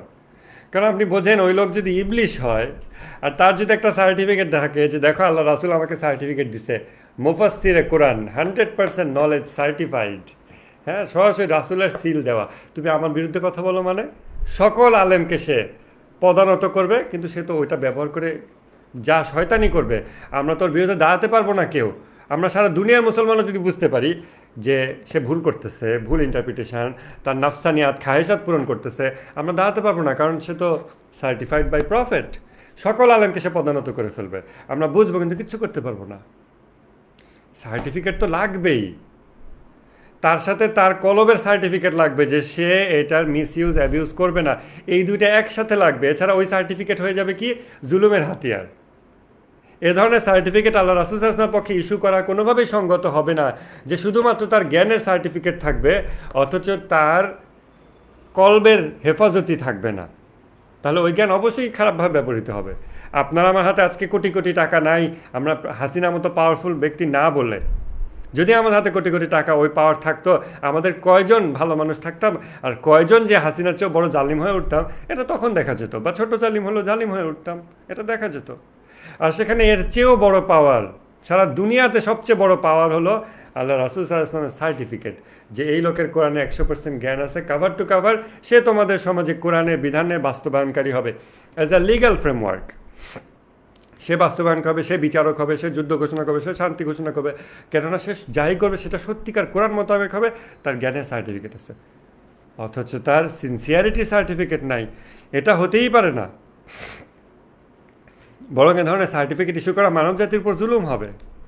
প্রথম কথা, সার্টিফিকেট তো দিতেই হবে, নাহলে আমরা কোরআনে আজকে যে মারামারি অবস্থায় আছি, উইথ অল আওয়ার সিনসিয়ারিটি আমরা সেকুলার দিনের মধ্যেই বসবাস করি, কারণ আমরা বাস্তবায়ন করতে সক্ষম না। সেটাই হবে, সেটাই হয়ে আসতেছে। সার্টিফিকেট লাগবেই। আপনি কি 50% কোরআনের জ্ঞান সম্পন্ন বাস্তবায়নকারীর ব্যাপারে সন্তুষ্ট? 100% না কেন? হাসিনারও তো কোরআনের জ্ঞান ছিল 2%, 3%। এজিদের কত ছিল? হাসিনার চেয়ে একটু বেশি ছিল হয়তো। এই তো আপনি কিভাবে নিশ্চিত করবেন? এবং দেখেন, এই নিশ্চিত না করার ফলে রাসূল সাল্লাল্লাহু আলাইহি ওয়াসাল্লামের ইন্তেকালের কয়েক বছরের মাথায়, কয়েক যুগের মাথায়, কয়েক দশকের মাথায় আমরা এজিদের শাসন পেয়ে গেছি। সে বিধান বাস্তবায়নকারী জায়গায় বসছে, সোশ্যাল লিডার, রাষ্ট্রের সর্বাধিনায়ক, অথচ তার কোরআনের জ্ঞানের গ্যারান্টি নাই। আর জ্ঞান থাকলেও সে টাকা দিয়ে অনেক হুজুর কিনে ফেলছিল, দরবারি হুজুর, যাদের মাথায় জ্ঞান আছে কিন্তু ওদের সিনসিয়ারিটি নাই, সো ওরা এজিদের পয়সা করে হুজুর হয়ে গেছিল। আর এজিদের নিজেরও সিনসিয়ারিটি নাই। এরকম ব্যক্তিকে মুসলিম উম্মাহ তার সমাজের সর্বাধিনায়ক হিসেবে পেয়ে গেছে জাস্ট কয়েক দশকের মাথায়। রাসূল সাল্লাল্লাহু আলাইহি ওয়াসাল্লাম ইন্তেকালের কয়েক দশকের মাথায়। এটাই কি কোরআনের ভাগ্য? আজকে এত শত শত 1400 বছরে কোরআন কোথায় শান্তিপূর্ণভাবে সঠিকভাবে বাস্তবায়ন হয়েছিল? রাসূল সাল্লাল্লাহু আলাইহি ওয়াসাল্লামের সময় কয়েক বছরের পরে আর কোথাও নেই। আপনি বলবেন অমুক সুলতানের সময়, মহান সুলতান, অমুক শাসন আমলে ইসলামের গোল্ডেন এরা। বাজে কথাবার্তা, গোল্ডেন এরা, হোয়াট এভার স্টাফ। কিসের গোল্ডেন এরা? কোরআনের জ্ঞানের গ্যারান্টি নাই। এই সমস্ত লোকেরা কোনো আর্টে প্রোগ্রেস করছে, কেউ সায়েন্সে প্রোগ্রেস করছে, এগুলোকে বলে গোল্ডেন এরা। তাদের ন্যায় বিচারে প্রোগ্রেস নাই, তারা হুজুরদেরকে অবদমিত করে রাখত। সুন্নি মাযহাবের যত ইমাম, সব ইমামকেই শাসকরা হত্যা করছে, জুলুম করছে। শিয়া মাযহাবের যত ইমাম, সবাইকে শাসকরা হত্যা করছে, জুলুম করছে। আর আপনি বলেন মুসলমানরা গোল্ডেন এরা পাইছিল? কবে মুসলমানরা গোল্ডেন এরা পাইছিল? ওগুলোকে গোল্ডেন এরা বলে? দুনিয়ার যন্ত্রপাতি আবিষ্কার করা, আকাশের গ্রহ তারা, ত্রিকোণমিতি আবিষ্কার করা, এগুলো গোল্ডেন এরা? এগুলো কিভাবে গোল্ডেন এরা হয়? যেখানে মুসলমানদের ইতিহাস, যে যারাই ইসলামের পথে প্রচেষ্টা করে গেছে, শিয়া বলেন, সুন্নি বলেন, সকল ধারা আলেমরা শুধু জুলুমের শিকার হয়েছে। কেননা সমাজের ক্ষমতার জায়গায়, বিধান বাস্তবায়নের জায়গায়, এক্সিকিউটিভ পাওয়ারে বেশিরভাগ সময় সব জালেম লোকজন ছিল। জালেম না থাকলেও উইথ অল দেয়ার সিনসিয়ারিটি যারা ছিল, তাদের কোরআনের সম্পূর্ণ গ্যারান্টিড নলেজ ছিল না, অনিচ্ছাকৃত অনেক ভুল ত্রুটি হয়ে গেছিল। এটাই কি কোরআনের ভাগ্য? এটাই ইসলামের ভাগ্য? দুনিয়াবাসীর ভাগ্য এটাই? এটাই আল্লাহর পরিকল্পনা? মহান কিতাব কোরআনের আমরা অনুসারী, মার্কেটিং করি, বাট মহান কিতাব বাস্তবায়ন করতে যাও, দেখো কি অবস্থা। এগুলো নিয়ে আমাদের চিন্তা করা উচিত। প্রচলিত চিন্তা কাঠামোর বাইরে এসে চিন্তা করা উচিত। তখন আমরা বুঝতে পারবো যে কাগজের কোরআন যেহেতু একা একা কথা বলে না, এবং যেহেতু কোরআনটাকে বাস্তবায়নের জন্যই দেওয়া হয়েছে, এবং যেহেতু বাস্তবায়নের জন্য এর জ্ঞান সম্পন্ন লোক লাগেই, তা না হলে ভুল বাস্তবায়ন হয়, ওটা কোরআনের বাস্তবায়ন হয় না। উইথ অল মাই সিনসিয়ারিটি আমি কোরআন বাস্তবায়ন করিনি, আমি আমার খাহেসাত বাস্তবায়ন করছি। অতএব কোরআনেরই অংশ হইল কোরআনের বিধান বাস্তবায়নকারী একজন জীবিত মানুষ। এটা কোরআনের অপরিহার্য অংশ, কোরআনের কাভারের মতো, বা আরও বেশি কিছু। অপরিহার্য অংশ, যেটা কোরআন থেকে ইনসেপারেবল পার্ট। এটাই আল্লাহকে দিতে হবে, আমাদেরকে দিতে হবে, এছাড়া সম্ভব না তো। আমরা তো উইথ অল আওয়ার সিনসিয়ারিটি আমরা কী করতে পারতেছি? আমরা পারতেছি না তো, আমরা ঐক্য হাসিল করতে পারতেছি না তো, আমি সঠিক কোরআন বুঝতে পারতেছি না তো। আমার জীবনে হাজারবার মাযহাব চেঞ্জ হয়, ফতোয়া চেঞ্জ হয়, এই চেঞ্জ হয়, ওই চেঞ্জ হয়, ইসলামটা কবে পাবো আমি? তাহলে কোরআন এর গ্যারান্টিড নলেজ এবং যার সিনসিয়ারিটির গ্যারান্টি আছে, এই রকম ব্যক্তি, কোরআনের জ্ঞান সম্পন্ন বাস্তবায়নকারী, কোরআনেরই অংশ। কারণ কোরআন মানে জাস্ট কাগজ না, এটা অ্যাকচুয়ালি মানব জাতির বাস্তবায়নের জন্য একটা লিগাল ফ্রেমওয়ার্ক, যেই লিগাল ফ্রেমওয়ার্ক একা একা বাস্তবায়িত হইতে পারে না। It needs to be implemented by some hands. আর সেই হাতগুলো কার? এমন ব্যক্তির যার এটার জ্ঞান আছে, প্লাস তার সিনসিয়ারিটি আছে। আর যদি তার সিনসিয়ারিটি না থাকে, সে হবে আল্লাহি, সে দুনিয়ার সবচেয়ে বড় জালেম হবে। কারণ তার সবচেয়ে বেশি জ্ঞান আছে, পৃথিবীর সকল জ্ঞান যেই জায়গায় পুঞ্জীভূত, সেই জ্ঞান আমার ভিতরে নিয়ে আমি হয়েছি ইবলিশ। আমার অন্তরের গ্যারান্টি নিয়ে আমাকে আপনি এত এত জ্ঞান দিচ্ছেন, আমার হাতে অনেক, আমাকে পাওয়ারফুল জায়গায় বসায় দিচ্ছেন, আমার হাতে পরমাণু বোমা আবিষ্কারের জ্ঞান আমার ভিতরে দিয়ে দিচ্ছেন, আর আমি হলাম একটা খারাপ লোক, আমার আত্মনিয়ন্ত্রণ নাই, আমি কালকে পৃথিবী ধ্বংস করে ফেলবো। আল্লাহ তাআলা কখনোই এরকম লোকের হাতে তার জ্ঞান এন্ট্রাস্ট করবেন না, হতেই পারে না। মানব জাতির হেদায়েতের যেই লক্ষ্য তার বিপরীত লক্ষ্য অর্জন হয়ে যাবে এভাবে। অতএব এটা খুবই সুস্পষ্ট এবং যুক্তিসঙ্গত যে কোরআনের অপরিহার্য অংশ হচ্ছেন এমন ব্যক্তি যার কোরআনের শতভাগ জ্ঞানের ডিভাইন গ্যারান্টি আছে, ঐশী গ্যারান্টি আছে, এবং যার অন্তরের সিনসিয়ারিটিরও ঐশী গ্যারান্টি আছে। এটা থাকতেই হবে, এটা ছাড়া হবে না, বাস্তবায়ন হবে না। এটা হলো ঠেকার যুক্তি, আমরা ঠেকে গেছি, এটা ছাড়া আর কোনোভাবে আমরা সমাধান করতে পারতেছি না। ইসলামী ইতিহাস দেখেন, আমি আপনাদের গ্রুপ চ্যাটে ওইটা শেয়ার করছি, একটা সাইন ওয়েভ শেয়ার করছি যে এই হলো খারাপ শাসক, আবার একটা ভালো শাসক আসছে, আবার কয়েক বছর পর খারাপ শাসক আসছে, আবার ভালো শাসক আসছে। এটাই কি কোরআনের ভাগ্য? এটাই মুসলমানদের ভাগ্য? আর তারা বসে বসে স্বপ্ন দেখে ইমাম মাহাদি নামে একজন আসবে, সিনেমার শেষ হবে, সুখে শান্তিতে বসবাস করতে লাগলে এভাবে সিনেমার শেষ দৃশ্য হবে। এটা হইতে পারে না। আপনার আমার যে নিড, এই যে এখন সবে কদর রাতগুলো আমরা পেতে শুরু করছি, আল্লাহর কাছ থেকে আমাদের সবচেয়ে বড় চাওয়া হওয়া উচিত যে এই রকম সার্টিফাইড লোক আমাদেরকে দাও আমাদের সমাজে। একজন হোক 10 জন হোক, আমাদের অসুবিধা নেই, ওই লোক দরকার। আমরা মুসলমান হিসেবে জীবনযাপন করতে চাই, আমরা দিন ইসলাম পালন করতে চাই। এই সার্টিফিকেট ইজ আ মাস্ট। 100% জ্ঞানের সার্টিফিকেট এবং আমলের গ্যারান্টি থাকতে হবে। এটা হলো আবার শিয়াদের আকিদা, শিয়াদের যুক্তি, যেটা শিয়ারা দিলেই কি আসে যায়, তাতে তো সঠিক। শিয়ারা যদি বলে 2 + 2 = 4, আমি কি বলবো 5? আর না, ওটা ওদের বাপ দাদারা পয়দা করছে। যেটা 2 + 2 = 4, সেটা তো 4ই। সেটাই তো ইসলাম, সেটাই তো সত্য। Truth belongs to God. Truth শিয়াদেরও না, ট্রুথ সুন্নিরও না, ট্রুথ ইরানেরও না, ট্রুথ সৌদিরও না। Truth belongs to god. আমি যখন বুঝতেছি যে এই কোরআনের অপরিহার্য অংশ হচ্ছে, ইনসেপারেবল পার্ট হচ্ছেন এমন জীবিত ব্যক্তি যার কোরআনের এই জ্ঞান আছে, কারণ তিনি অ্যাকচুয়ালি বাস্তবায়ন করবেন, তিনি আদেশ নিষেধ দেবেন। আবার বললেন না যে আল্লাহ রাসূলের হাদিস দেখে আমরা পড়ি, that is still a matter of interpretation, and you interpret in one way and I interpret in another way. এবং আপনি বললেন জাল হাদিস, আমি বলি না এটা ভালো হাদিস। শিয়াদের হাদিস, সুন্নিদের, সুন্নিদের মধ্যে এই হাদিস ওই হাদিস। তো এটা 1400 বছর অ্যাকসেপ্টেড রিয়ালিটি, প্রুভেন রিয়ালিটি যে এটা সম্ভব না যে আমরা এইগুলো থেকে উদ্ধার করে নিই। এবং দিন শেষে তো আমি প্র্যাকটিক্যাল বাস্তবায়নের জায়গায় আমি বসতেছি, আর সেই আমার জ্ঞান আমি কত চেষ্টা করে উদ্ধার করতেছি 15-20 বছর মাদ্রাসায় পড়ে, মোটামুটি কোরআন হাদিস পড়ে। তা আমি নিজে গ্যারান্টি দিতে পারতেছি না যে আমি একটা রায় দিলাম এটা হ্যাঁ রিয়েলি কোরআন হাদিস অনুযায়ী হয়েছে। আমার সন্দেহ থাকতেছে, গ্যারান্টি তো থাকতেছে না। গ্যারান্টি মানে ঐশী গ্যারান্টি লাগবে, আল্লাহর কাছ থেকে গ্যারান্টি লাগবে যে এই লোক রাসূল সাল্লাল্লাহু আলাইহি ওয়াসাল্লামের হায়াত শেষ, উনি এখন চলে যাবেন, এরপর আর একটা লোক, এই নাও। তার কোরআনের জ্ঞানের গ্যারান্টি আছে, তার অন্তরের গ্যারান্টি আছে, সিনসিয়ারিটির গ্যারান্টি আছে। তার মৃত্যুর আগে তাকে আরেকজনকে বলে যেতে হবে। অথবা কি করতে পারি আমরা, তাহলে রাসূল সাল্লাল্লাহু আলাইহি ওয়াসাল্লাম এক্সাম নেবে, কোরআনের এক্সাম, হাজার হাজার 100 লক্ষ সাহাবীকে বসে পরীক্ষা নিয়ে, যেই 10 জন পাস করবে মনে করেন, এই 10 জনকে রেখে গেলাম, সার্টিফিকেট দিয়ে গেলাম, তোমরা এদের মধ্যে যাকে ভোট দিয়ে পছন্দ করো। তখন ওই গণতন্ত্র আমাদের অসুবিধা নাই, কারণ দিন শেষে আমরা এমন বিধান বাস্তবায়নকারী পাইতেছি যার কোরআনের জ্ঞানের গ্যারান্টি আছে, যার অন্তরের হেফাজতির গ্যারান্টি আছে, নিষ্পাপত্বের গ্যারান্টি আছে, ইসমত আছে। তখন আমাদের 100 জনের মধ্যে ক্যান্ডিডেট থেকে আমরা ভোট দিয়ে বাছাই করলে ওই গণতন্ত্র তো সমস্যা নেই। কিন্তু আমরা যে সেকুলার গণতন্ত্রে যা কিছু করতেছি, দিন শেষে আমরা ওই একই ঘোল খাইতেছি, একই জায়গায় ঘুরপাক খাইতেছি। অতএব আল্লাহ রাসূল সাল্লাল্লাহু আলাইহি ওয়াসাল্লামকে এটা দিয়ে যেতে হবে, কেননা আল্লাহ তাআলার সুন্নত এটা না যে আসমান থেকে একটা শব্দ ভেসে আসবে অমুক তোমাদের খলিফা। এটা আল্লাহর সুন্নাত না। আল্লাহ তাআলা এভাবে কথা বলেন না, আল্লাহ তাআলা মানুষের মধ্য দিয়ে কথা বলেন, আর সেই মানুষ হচ্ছেন রাসূল সাল্লাল্লাহু আলাইহি ওয়াসাল্লাম।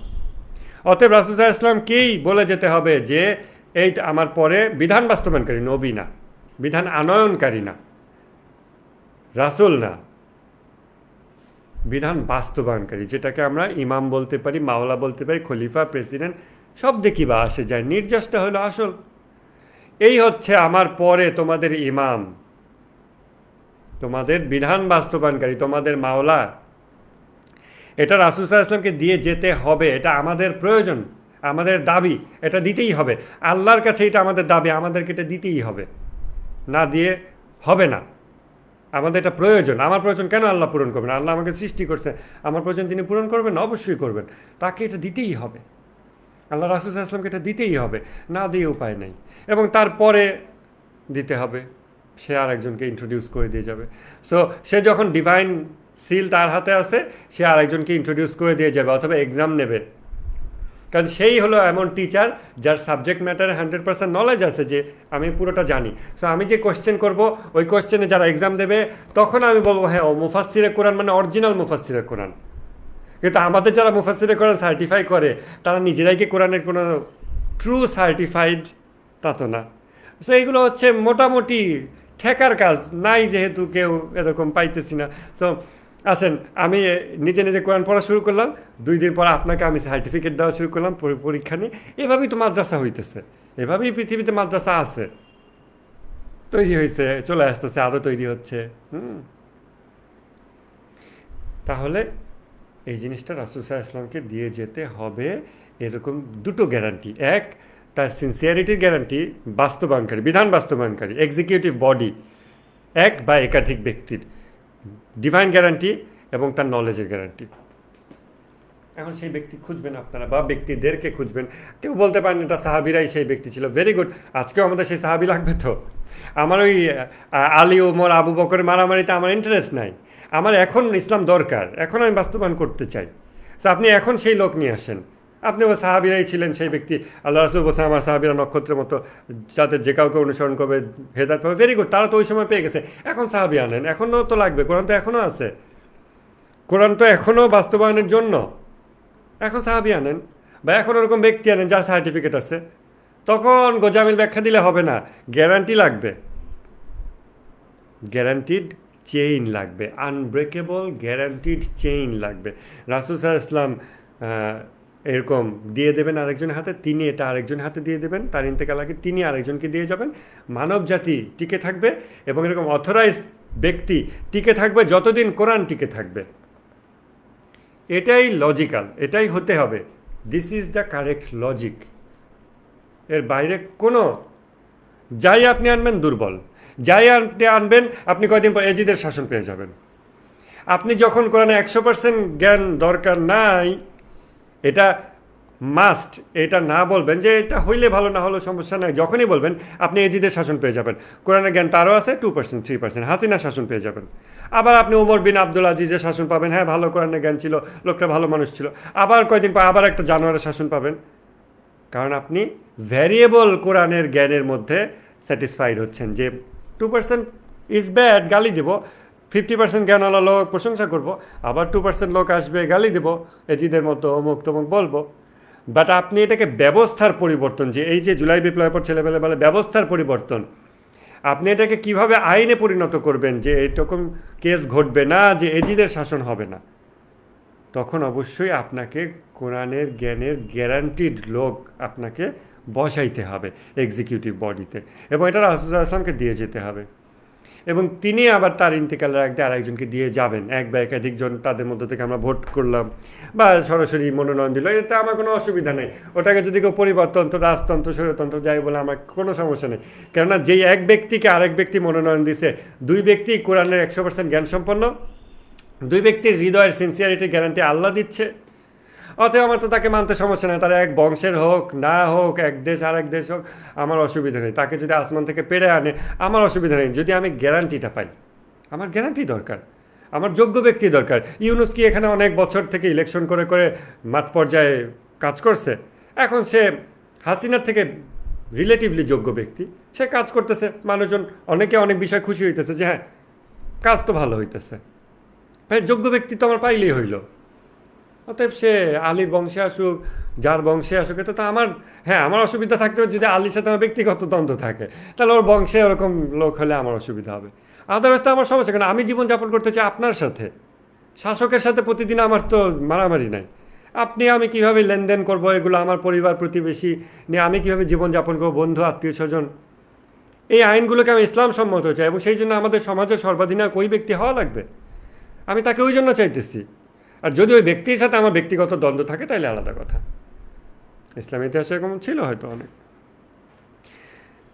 এই হচ্ছে ইমামত, যেটা ইমামতের মূল কনসেপ্ট হলো, এবং এটা শিয়া আকিদা না, এটাই ইসলাম।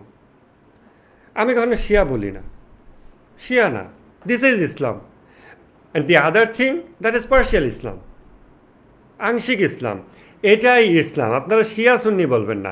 যখন আপনারা শিয়া সুন্নি বলবেন, যা দিয়ে মানব জাতিকে আজকে 1000 বছর বিভক্ত করে রাখছে, এই বিভক্তি শেষ হবে না। আপনারা রিয়েলি খুঁজে বের করেন সত্যিকার ইসলাম বাস্তবায়ন করতে যান, করতে গিয়ে দেখবেন হয় এজিদ পাবেন, ওমর বিন আব্দুল আজিজ পাবেন, ইত্যাদি আপস অ্যান্ড ডাউনসের মধ্যে দিয়ে যাবেন। বাট এটা তো আল্লাহর সুন্নত না। আপনার গ্যারান্টিড লোক লাগবেই, সার্টিফাইড লোক লাগবেই, নাহলে আপনি রিয়েলি শিওর হইতে পারবেন না যে কোরআন বাস্তবায়ন হইতেছে কিনা। আপনি যদি সত্যিই কোরআন চান, আর যদি এটাকে ডগম্যাটিক বিলিফ হিসেবে আমার বাপ দাদার মাঝহাব শিয়া বা সুন্নি মারামারি করব, এটা চান জামাত পীরপন্থী অমুক্ত মারামারি করব, মারামারি করতে পারেন। এর চেয়ে বেশি মারামারি তো রাসূল আসলাম যখন আসছিলেন ওই সময়ের আরবরা করতো, অসুবিধা নেই। আমরা এখনও তাদের লেভেলে যাইতে পারি না। So if that is our direction, go ahead, it will lead us to hell. আর যদি আমরা আল্লাহমুখী যাত্রা করতে চাই, চেহেলা দিছে আমরা যে উদ্দেশ্যে এতদিন সবাই জড়ো হচ্ছি, যদি আমরা আল্লাহমুখী সেই যাত্রায় অগ্রসর হতে চাই, তাহলে আমাদেরকে ওই চেইনটা আনতে হবে। এবং সবচেয়ে গুরুত্বপূর্ণ কোশ্চেন, আজকে তো কোরআন পৃথিবীতে আছে, তাহলে অবশ্যই আমি দেখতে পাই না পাই, তাকে চিনি বা না চিনি, আজকেও এই কোরআনের গ্যারান্টিড সার্টিফাইড জ্ঞানসম্পন্ন বিধান বাস্তবায়নকারী আছে।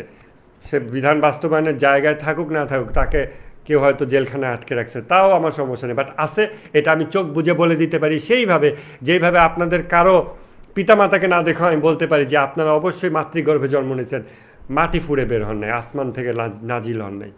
এটা ওই রকম শিওর নলেজ যে কোরআন পৃথিবীর বুকে আছে মানেই এই কিতাবের জ্ঞানসম্পন্ন সার্টিফাইড, ঐশী সার্টিফিকেশন যার আছে, ডিভাইনলি সার্টিফাইড ব্যক্তি দুনিয়ার বুকেই আছে, থাকতে হবে, আল্লাহকে দিতেই হবে।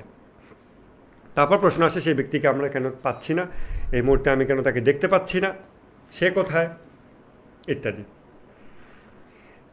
সেই প্রশ্নগুলো আমরা দেখবো। আমি আর 2-3 মিনিট পর আপনাদের কোয়েশ্চেন অ্যান্সার সেশনের জন্য ওপেন করতেছি। আমি কয়েকটা পয়েন্ট একটু মার্ক করে নিই যেগুলো আমি কভার করলাম।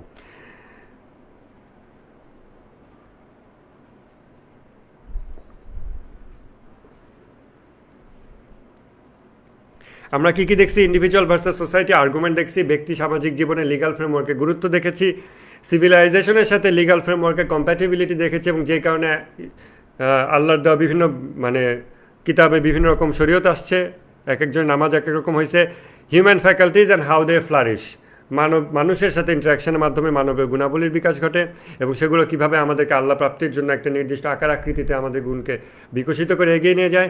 নবী রাসূল ইমাম এর কর্মগত পার্থক্য, আল্লাহর দিকে মানব জাতিকে এগিয়ে নিয়ে যাওয়ার জন্য, মানুষের গুণাবলীকে সুন্দর সুষম বিকাশের জন্য দায়িত্ব পালনকারী ব্যক্তি। এবং আমার প্রয়োজনের কারণে তারা এক একটা টাইটেল হয়। আমার প্রয়োজনের কারণে কখনো তারা নবী হয়, আবার কখনো তারা রাসূল হয়। আমার প্রয়োজন হচ্ছে আমার সিভিলাইজেশন লং লাস্টিং হবে, তাই তারা রাসূল হয়ে গেছে, বই নিয়ে আসছে। আবার আমার সিভিলাইজেশন খুব কুইক চেঞ্জিং, তখন বই আনে নাই, আমরা তখন তাকে শুধু নবী বলি। আবার আমরা সবাই মিলে তাদের ইনভিটেশন মেনে নিছি, তখন বিধান বাস্তবায়নকারী দরকার হইতেছে, তখন সে আবার ইমামও হয়েছে। একই ব্যক্তি নবী, একই ব্যক্তি রাসূল, একই ব্যক্তি ইমাম, ভিন্ন ভিন্ন দায়িত্ব পালন করছে।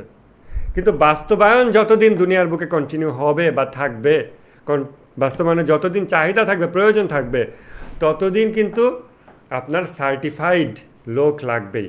অর্থাৎ খলিফার ন্যূনতম যোগ্যতা কি হবে? খলিফার ন্যূনতম যোগ্যতায় কোরআনের নিশ্চিত জ্ঞান প্রসঙ্গ, এই বিষয়টা আমরা নিয়ে আসলাম যে এটা ছাড়া ইসলাম আসলে দিন ইসলাম হবে না।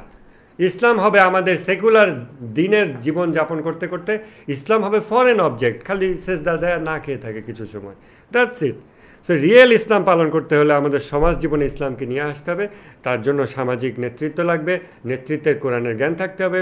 কোরআনের জ্ঞানের দাবিদার হইলেই হবে না, কারণ শিয়া সুন্নি সবাই হাজার হাজার দাবিদার লোক আছে, হাসিনাও দাবিদার ছিল। এরকম ইসলামী ইতিহাসে অনেক শাসক ভালো খারাপ আসছে গেছে। আমরা স্টেবল চাই, স্থিতিশীল চাই, যেই জন্য আমরা গ্যারান্টি চাই। গ্যারান্টি লাগবেই, তা না হলে অ্যাকচুয়াল কোরআন বাস্তবায়ন হচ্ছে কিনা আমি শিওর হইতে পারবো না।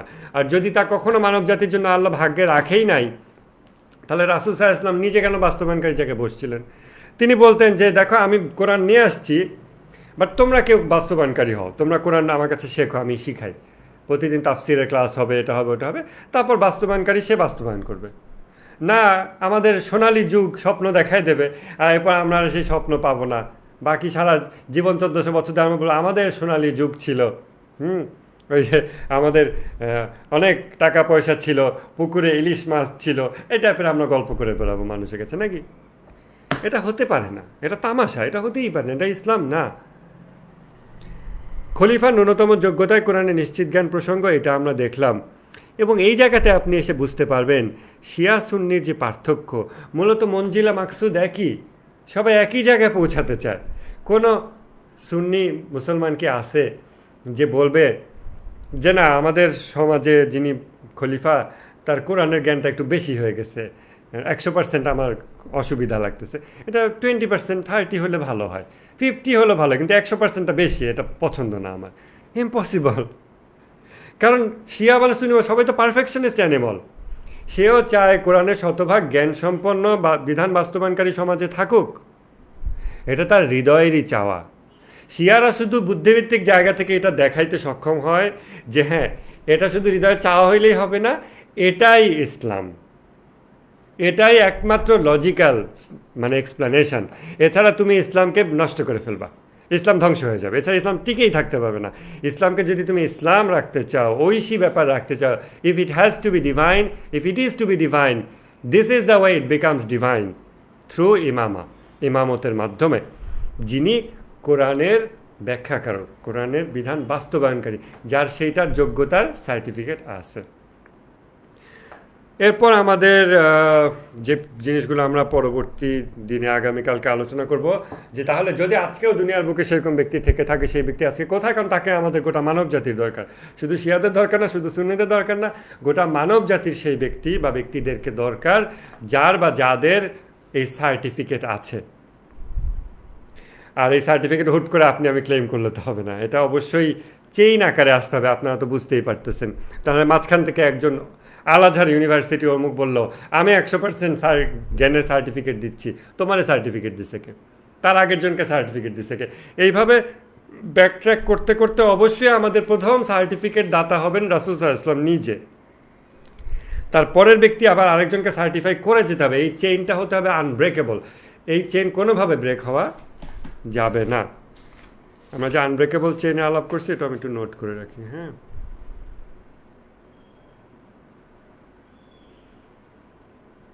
এগুলো হলো প্র্যাকটিক্যাল ইমপ্লিমেন্টেশন। যখন আপনি করতে যাবেন তখন অনেকের জন্য ইসলাম হয়ে আছে জাস্ট সাম ইন্টেলেকচুয়াল ব্রেইন স্টাফ, ব্রেনে চিন্তা করতে পছন্দ করে, ইসলাম নিয়ে, ইতিহাস নিয়ে, বাট অ্যাকচুয়ালি ইমপ্লিমেন্ট করতে চাই, আমরা মুসলমান হিসেবে জীবনযাপন করতে চাই, দিন ইসলাম পালন করতে চাই, ওই আগ্রহ যদি থাকে, তখন ডগম্যাটিক বিলিফস বাদ দিয়ে, আমার মানে ইগো হ্যান ত্যান বাদ দিয়ে, বা চিন্তা জগতের খালি নাড়াচাড়ার আনন্দ নেওয়া, চিন্তার মাতলামি, জ্ঞানের মাতলামি বাদ দিয়ে প্র্যাকটিক্যাল ইমপ্লিমেন্ট করতে যান, আপনি এই প্র্যাকটিক্যাল সমস্যায় উপনীত হবেন যে আমার মুসলিম উম্মার যিনি শাসক, তার কোরআনের জ্ঞানের গ্যারান্টিটা ইজ আ মাস্ট, সার্টিফিকেটটা লাগবে, এটা মাস্ট। তো সেই ব্যক্তিকে আমরা এই যে চেইন, রাসূল সাল্লাল্লাহু আলাইহি ওয়াসাল্লামের পরে এই চেইন খোঁজা শিয়া সুন্নি সকলেরই দায়িত্ব। শিয়ারা একটা চেইন হয়তো নিয়ে আসছে, মোহাম্মদ আলী, হাসান, হোসেন, এভাবে করে করে ইমাম মাহদী আলাইহিস সালাম পর্যন্ত একটা চেইন আনছে, 12 জনের চেইন। আপনি যদি বলেন আমার 12 জনের চেইন পছন্দ না, ঠিক আছে, 120 জনের চেইন নিয়ে আসেন, অসুবিধা নেই, but it must be an unbreakable chain. আপনি যদি প্রমাণ করে দেন শিয়াদের যে 12 ইমামি শিয়াদের যে চেইন এটা ভুল, কোনো অসুবিধা নেই, বাট এই চেইনটা আপনার দরকার। এই চেইনের মাধ্যমে আজকে যিনি জীবিত আছেন দুনিয়ার বুকে, তাকে আমরা হয়তো দেখতে পাচ্ছি না, সেই ব্যক্তিকে খুঁজে বের করা, এই চেইন আপনার দরকার। ফরগেট অ্যাবাউট শিয়া সুন্নি, মানুষের দরকার, ইসলাম মুসলমান শুধু না, মানুষের দরকার। ওরকম একজন ব্যক্তি দুনিয়ার বুকে থাকলে গোটা মানব জাতি উপকৃত হয়, মানুষের দরকার। তো সেই চেইন খোঁজা হলো আমাদের দায়িত্ব, এবং এই চেইন আল্লাহর নিয়মের অংশ। এর থেকে আমরা যদি বাইরে বের হয়ে যাই, রিয়েলি আমরা দিন ইসলামেরই বাইরে বের হয়ে গেলাম। যদিও আমরা অনেক আবেগ সহকারে কোরআন তেলাওয়াত করব এবং ইউটিউবে তেলাওয়াত প্লে দিতে থাকব। আমরা আগামী দিনে ইনশাল্লাহ দেখব এই চেইন এর যে বর্তমান ব্যক্তি, তাকে আমরা দেখতে পাচ্ছি না কেন। তিনি, কারণ তার তো দায়িত্ব আমাদের উপরে, তিনি আমাদের অভিভাবক, আমাদের লিডার, আর তিনি লুকায় আছেন, এটা কেমন কথা? তিনি কোথায়?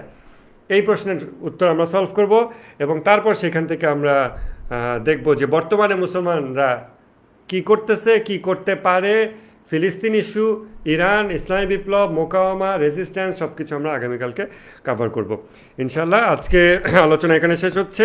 আপনারা প্রশ্নোত্তর সেশন এখন শুরু করতে পারেন। বিসমিল্লাহ।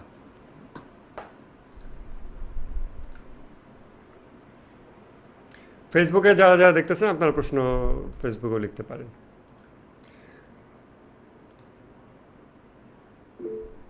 জি সাকিব ভাই বলেন। ওয়ালাইকুম আসসালাম।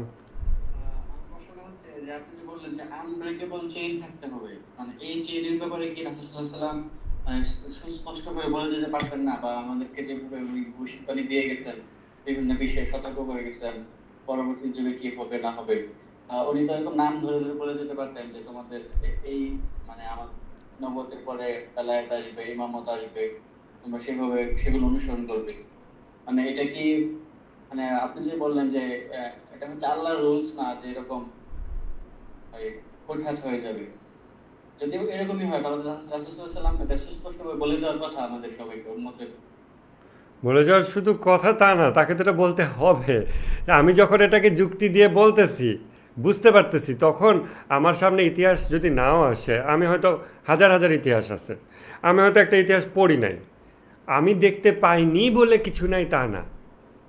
বিষয়টা বুঝতে পারছেন? মানে আমার কাছে আসেনি। অনেক সময় এই মানে লজিক্যাল মিস্টেকটা অনেকেই করে থাকে।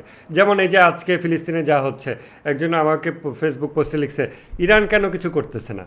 মানে ইরান যে কিছু করতেছে না, এইটা বলতে হলে তোমাকে থার্ড পারসন অমনিশিয়েন্ট ভিউতে গিয়ে, গডের জায়গায় গিয়ে ইরানকে স্যাটেলাইট দিয়ে অবজার্ভ করতে হবে, ইরানের সকল ফোন কল দেখতে হবে, সকল প্রেসিডেন্ট প্রাইম মিনিস্টারকে সার্বক্ষণিক দেখতে হবে, দেখে ওদের সকল কাগজপত্র দেখতে হবে, ওদের সকল প্ল্যান দেখতে হবে, তারপর বলতে হবে যে হ্যাঁ ইরান কিছু করতেছে না। বাট আমার সামনে চোখে পড়ে নাই, তাই আমি বলতেছি কেউ কিছু করতেছে না। মানে এটা আসলে হয় না তো। এটা তো আমার ইনফরমেশন ল্যাকিংসের কারণে হতে পারে যে আমি পাচ্ছি না। হ্যাঁ হ্যাঁ, আমার কাছে কিছু পৌঁছায় না, হয়তো একটা ইনফরমেশন পৌঁছায় না। যেমন আমি তো বললাম, এটা আমরা ওইভাবে বলতেছি, এটা ওইভাবে গ্যারান্টিড যেইভাবে আপনার মায়ের অস্তিত্ব গ্যারান্টিড। কারণ আপনি মানুষ, আমি জানি আপনি মাটি থেকে বেরোতে পারেন না, মাটি ফুঁড়ে। একইভাবে কোরআনের শতভাগ জ্ঞানসম্পন্ন সিনসিয়ার বিধান বাস্তবায়নকারী, সার্টিফাইড বাস্তবায়নকারী কোরআনেরই অংশ। তা নাহলে কোরআনটা তামাশার বস্তু হয়ে যায়। অ্যাকচুয়ালি ওটা কোরআনের অংশ। যেভাবে নিয়ত এবং আমলের একটা জোর আছে, এগুলোকে আমরা খেয়াল করি না বলে আমল থেকে নিয়তকে আলাদা করে ফেলি, সেই রকম এটার অঙ্গাঙ্গী বিষয়। আমল মানে আমলের হেফাজতি, এটার পেয়ার, এটার অংশ। হেফাজতি নিশ্চিত না করে আমল করার কোনো মানে হয় না। নিয়ত ছাড়া আমল হয় না। এরকম যেমন অনেকগুলো অংশ মানুষ, যেমন জাহের এবং বাতেন দুটো যেমন মানুষেরই অংশ, এরকম ইনসেপারেবল পার্ট কোরআনেরই সেটা অংশ। এখন সেটার জন্য আমি অনেক কোরআন হাদিসের দলিল দিতে পারি, যেই দলিল দিয়ে ইউজুয়ালি শিয়া সুন্নি বিতর্কগুলো শুরু হয়। বাট ওই দলিল দিয়ে শুরু করলে হবে না, আগে এই জায়গা থেকে বোঝার চেষ্টা করেন যে এইটা হচ্ছে ওই রকম ডিডাকটিভলি প্রুভেন গ্যারান্টিড স্টাফ, যেটা আপনার বা আমার মায়ের অস্তিত্ব যেরকম সুনিশ্চিত। যদিও আমাদের মায়েদেরকে আমরা পরস্পর হয়তো দেখিনি, আপনার মাকে আমি দেখিনি, আমার মাকে আপনি দেখেননি, তাতে কি? আর রাসূল সাল্লাল্লাহু আলাইহি ওয়াসাল্লাম বলে গেছেন কিনা, এই যে প্রশ্ন, এই প্রশ্নের উত্তর আপনি যদি কোনো শিয়াকে বলেন, সে রেডিলি অনেকগুলো ইতিহাস আনবে, সুন্নিদের কিতাব থেকে আনবে। এই যে রাসূল সাল্লাল্লাহু আলাইহি ওয়াসাল্লাম 12 জনের নাম বলছেন, এই বলছেন, ওই বলছেন, তারপর আবার সেটা নিয়ে পাল্টা বিতর্ক শুরু হবে। কিন্তু এটা তো জয়ীফ বলছেন, অমুক মুহাদ্দিস এটা তাহকিক করেছেন, হ্যাঁ তিনি এটাকে জয়ীফ বলেছেন, তিনি এটাকে গরিব বলেছেন, এগুলো শুরু হয়ে যাবে। বাট ওটা দিয়ে কিছু আসে যায় না। ওই ইতিহাস আমার কাছে না আসলেও আমি জানি যে রাসূল সাল্লাল্লাহু আলাইহি ওয়াসাল্লাম অবশ্যই দিয়ে গেছেন, এরকম কাউকে সার্টিফাই করে গেছেন, কারণ দুনিয়ার বুকে কোরআন আছে। অতএব তাকে সার্টিফাই করে যেতেই হবে, তা নাহলে কোরআন হয়ে যাবে অবসলিট জিনিস। অতএব তিনি করে গেছেন। আমি ইতিহাস জানতে পারি না পারি, আমি এটা ম্যাথমেটিক্যালি বলে দিতে পারি, ডিডাকটিভ আর্গুমেন্ট ব্যবহার করে। এই বিষয়টা, এই রিয়ালিটিটাতে সিঙ্ক ইন করার জন্য, এই বাস্তবতায় হৃদয়কে আশ্বস্ত করা এবং এটাকে বাস্তবতা হিসেবে মেনে নেওয়া একজন মুসলমানের জীবনের একটা বড় ধরনের জার্নি। কারণ ইসলামকে সে এতদিন যেভাবে দেখে আসতেছিল, তার থেকে কমপ্লিটলি চেঞ্জ হয়ে গেছে এইভাবে যে রাসূল সাল্লাল্লাহু আলাইহি ওয়াসাল্লামের যুগ যেরকম ছিল, সোনালী যুগ, সেই যুগ বর্তমানে পসিবল জাস্ট মনে হয় পাশের বাড়িতেই হয়তো আছে বা দুনিয়ার কোনো এক জায়গায় আছে, মানে যেন পর্দার যেন ওই পারেই এমন একজন ব্যক্তি আছেন, সেই কোরআনের সার্টিফাইড ব্যক্তি, তাকে জাস্ট বাহ্যিকভাবে আমরা পাইলেই আমরা সেই সোনালী যুগ বাস্তবায়ন করে ফেলতে পারবো। জাস্ট এইটুকু পার্থক্য, একটা পর্দার এপার ওপার, আমরা তারে পাইলেই দুনিয়াটা চেঞ্জ হয়ে যাবে। এইরকম একটা রিয়েলিটি যখন কারোর হৃদয় যখন বুঝতে পারে, তখন তার হৃদয়, একটা সময় লাগে, তখন তার হৃদয় ধাবিত হয়ে যায় ওই পর্দার উন্মোচনের দিকে, ওই ব্যক্তিকে সমাজে নিয়ে আসার দিকে। কবে আমি তাকে নিয়ে আসবো? আমি কোরআন হাদিস 10 বছর 20 বছর পরবো, ঠিক আছে, বাট আমি সেই ব্যক্তিকে নিয়ে আসবো সমাজে, তাকে আমার দরকার। এইটার জন্য তখন হৃদয়ে ব্যাকুলতা জাগ্রত হয়। বাট ইট টেক্স টাইম, সময় লাগবে, but this is the reality. জি হারুন ভাই বলেন। ওয়ালাইকুম আসসালাম। ইরানের যে ইসলামী বিপ্লব বা ইসলাম কায়েম আছে, এটা কি যেহেতু নাই এখন কোরআনের 100% মানে ইমাম মাহদী আলাইহিস সালাম আমাদের মাঝে উপস্থিত নাই, এটা কি ইসলামী বিপ্লব বা ইসলামী শাসন বলা যায় না নাকি? ইরানের ইসলামী বিপ্লব, ইরানের ইসলামী বিপ্লবের ব্যাপারে আমাদের যতই আবেগ থাকুক, এটা ইন রিয়ালিটি এখানে যারা শাসন করতেছেন তাদের কোরআনের জ্ঞানের তো গ্যারান্টি নাই। হ্যাঁ, আমি তো দেখেন খোমেনি বইয়ের উপরই তো আমরা ক্লাস দিচ্ছি, আমি তো কম খোমেনি ভক্ত না, কম খামেনি ভক্ত না, কিন্তু তাদের তো ডিভাইন গ্যারান্টি নাই। ডিভাইন গ্যারান্টি আরেকটা ব্যাপার, ভিন্ন ব্যাপার। সো আমরা ইসলামী শাসন বলবো কি বলবো না, ওই সব দেখি বা আসে যায়, সেই বিষয়টা আমরা কালকে আলাপ করব। ইরানের ইসলামী বিপ্লব, ইমাম খোমেনি যেটা আনছেন, বেলায়েতে ফকি, সুন্নিদেরও সিমিলার জিনিস আছে, সব এক, শিয়া সুন্নি সব এক, এই জিনিসগুলো আমরা কালকে নিয়ে আসবো। সো কালকে পর্যন্ত আমরা প্রশ্নগুলোতে ধৈর্য ধারণ করলে ভালো হবে। ইরানের ব্যাপারে আবেগ কম থাকলেই ভালো হবে, কারণ ইরান ভুল করতে পারে। হ্যাঁ, আমাদের আবেগ থাকবে সেই ব্যক্তির সাথে। হ্যাঁ, আর ইমাম খোমেনি, ইরান আমরা ততদিন সাপোর্ট করি, ততক্ষণ ভালোবাসি, ভক্তি করি, যতদিন আমরা তাদেরকে ইসলামের মূলনীতির উপরে প্রতিষ্ঠিত দেখতে পাই। তারপরে আর কারো কোনো প্রশ্ন? সাকিব ভাইয়ের কথার মধ্যে কি ইন্টারাপ্ট হয়েছে? আরও বিষয় আছে? সিয়াম বলবেন? আচ্ছা জি, সাকিব শুক্রিয়া। সিয়াম বলেন। জি, আমার টেক্সট পয়েন্টে ডিসএগ্রিমেন্ট আছে, জি, বাট আমি জাস্ট ডিসকাশন খাতিরে আমি দু একটা বলবো জাস্ট। ওকে ওকে, শিওর। সেটা হচ্ছে আমরা যদি কোরআন, আমি শুধুমাত্র যুক্তি দিয়ে না, কারণ মানে আমরা কোরআনকে বিভিন্নভাবে দেখতে পারি, ঠিক তেমনি বিভিন্ন যুগ থেকে আমরা বিভিন্নভাবে দেখতে পারি। আসলে যেহেতু মেইন কমন গ্রাউন্ড আমাদের যে কোরআন সত্য এবং কোরআনে কোনো ডিফারেন্স নেই তার মধ্যে, আমাদের কাছে যে কোরআন আগে হয়েছে সেটা 1400 বছর আগে সেম ছিল, জি, সব আগে। বাট তাহলে কোরআন থেকে কি কোথাও এক্সাম্পল আছে যে যেখানে বলা হয়েছে যে কোরআনের 100% জ্ঞান সহিত ব্যক্তি সব সময় সব জামানাতে থাকবে, গাইড হিসাবেও না, মানে প্রেজেন্ট থাকবে? আর দ্বিতীয়ত হচ্ছে কোরআন ইটসেলফ কে আল্লাহ আল ফুরকান হিসেবে পাঠিয়েছেন, কারণ সূরা আল ফুরকান তো পুরাটাই তো সেটা নিয়ে বেসিক্যালি। ফুরকান শব্দটার অর্থই হচ্ছে সত্য ও মিথ্যার পার্থক্যকারী। তো আমার মনে হয় যে কোরআনকে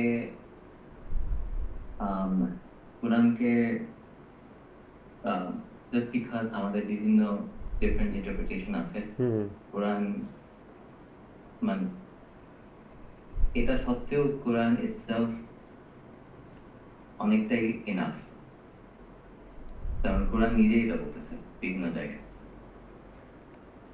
ওকে, কারণ আই থিংক হ্যাঁ, সূরা আল নাহল আয়াত নাম্বার 89, সো এখানে বাংলা ট্রান্সলেশন আছে, আমি আপনার প্রতি এমন এক কিতাব অবতীর্ণ করেছি যার প্রত্যেক বিষয়ে সুস্পষ্ট ব্যাখ্যা, হেদায়েত মানে পথপ্রদর্শন, রহমত এবং মুসলিমদের জন্য সুসংবাদ স্বরূপ। তারপর আরো একটা আছে যেটা আমি নোট নেওয়ার সময় মানে বিভিন্ন জায়গা থেকে বের করতেছিলাম।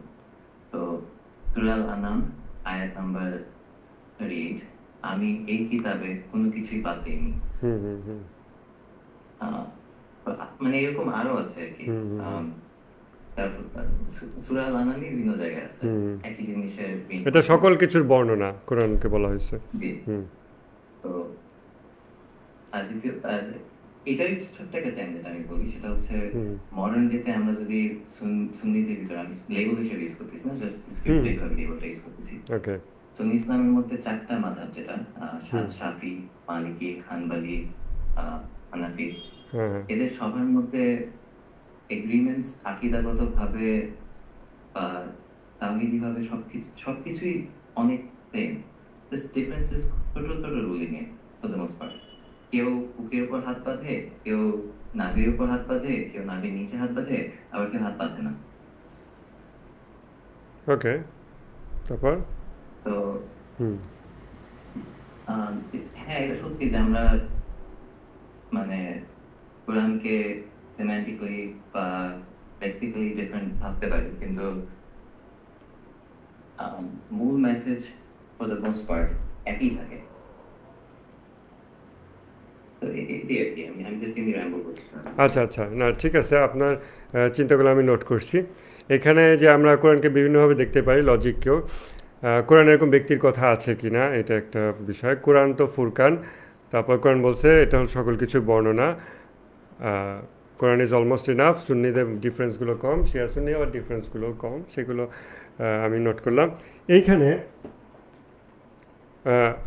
How do we look at Quran and how do you define Quran? যদি কোরআন আল্লাহ যে কোরআন বলছেন, সেই কোরআনকে যদি আল্লাহ এই কাগজের বই হিসেবে দেখেন, যেটা আমি পড়ে আমার মতো বুঝবো এরকম একটা ব্যাপার হয়, তাহলে এটা সেটা। আবার যদি কোরআন বাই ডেফিনিশন হইল এমন বিষয় যা জীবন্ত হৃদয়ে ধারণ হয় এবং ইন্টারপ্রিটেড হয়, তাহলে আবার সেটা। সো আমরা যখন একটা অ্যাজাম্পশন দিয়ে শুরু করি যে this Quran is a book like this, হ্যাঁ কিতাব, আরবি তো আল্লাহ কিতাব বলছেন, ঠিক আছে এরকম, তখন ঠিক আছে। ইভেন কোরআনকে সব ফুরকান বলা হয়, সত্য মিথ্যা পার্থক্যকারী। একটা কাগজ তো একা একা পার্থক্য করতে পারে না, মানে কাগজ পার্থক্য নিজে করে দেয় না। কাগজ পড়ে আমি পার্থক্য করি, আমি পার্থক্যকারী। কোরআন ব্যবহার করে আমি ফুরকান হইতেছি। কোরআন আমাকে ফারাক এর জন্য হেল্প করতেছে, পার্থক্য করতে হেল্প করতেছে। তো দিন শেষে আবার আমি মানুষ, সে ব্যাপারটা চলে আসতেছে। তখন এই মানুষের ইন্টারপ্রিটেশনটা যদি প্রোটেক্টেড না থাকে, তাইলেই তো প্রবলেম হয়ে গেল। এখন আপনি যে মাইনর ডিফারেন্সেসে বলছেন, still there are differences. Maybe it's minor to your eyes or as far as you have discovered, but there are thousands of differences. At least আমরা ইসলামী সমাজ পাইতেছি না, বাস্তবায়ন করতে পারতেছি না। এবং ইসলামের ইতিহাসে মুসলমানরা যে একে অপরকে ব্যাপকভাবে হত্যা করেছে এই কোরআনের অনুসারী হিসেবে, সেইটা অন্তত রাসূল সাল্লাল্লাহু আলাইহি ওয়াসাল্লাম যখন বিধান বাস্তবায়নকারী হিসেবে ছিলেন, তখন সেটা অন্তত হয়নি যে একে অপরকে হত্যা করছে।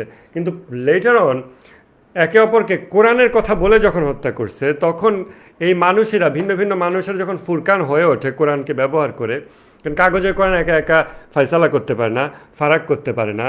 আলী মুয়াবিয়া যুদ্ধের সময় যখন বললো কোরআন ফয়সালাকে, আলী বললো যে কাগজ, কোরআন তো কথা বলে না, Quran it needs to be interpreted and I am the living Quran, I interpret Quran.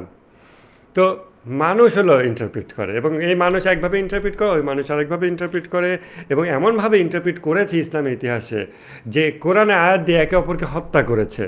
So এই রকম ফুরকান, কেমন ফুরকান যে সেটা একে অপরকে হত্যা করায়। সো মাইনর যে নাভির উপর হাত বাঁধা, বুকে হাত বাঁধা, শুধু ডিফারেন্সগুলো শুধু ওইটুকুতে সীমাবদ্ধ থাকেনি, এবং থাকা স্বাভাবিক না। এই কোরআন ব্যবহার করে আইসিস হয়েছে, কোরআন ব্যবহার করে সুফিবাদী তৈরি হয়েছে, কোরআন ব্যবহার করে সুন্নিদের অনেক রকম ভাগ হয়েছে, শিয়াদের অনেক রকম ভাগ হয়েছে।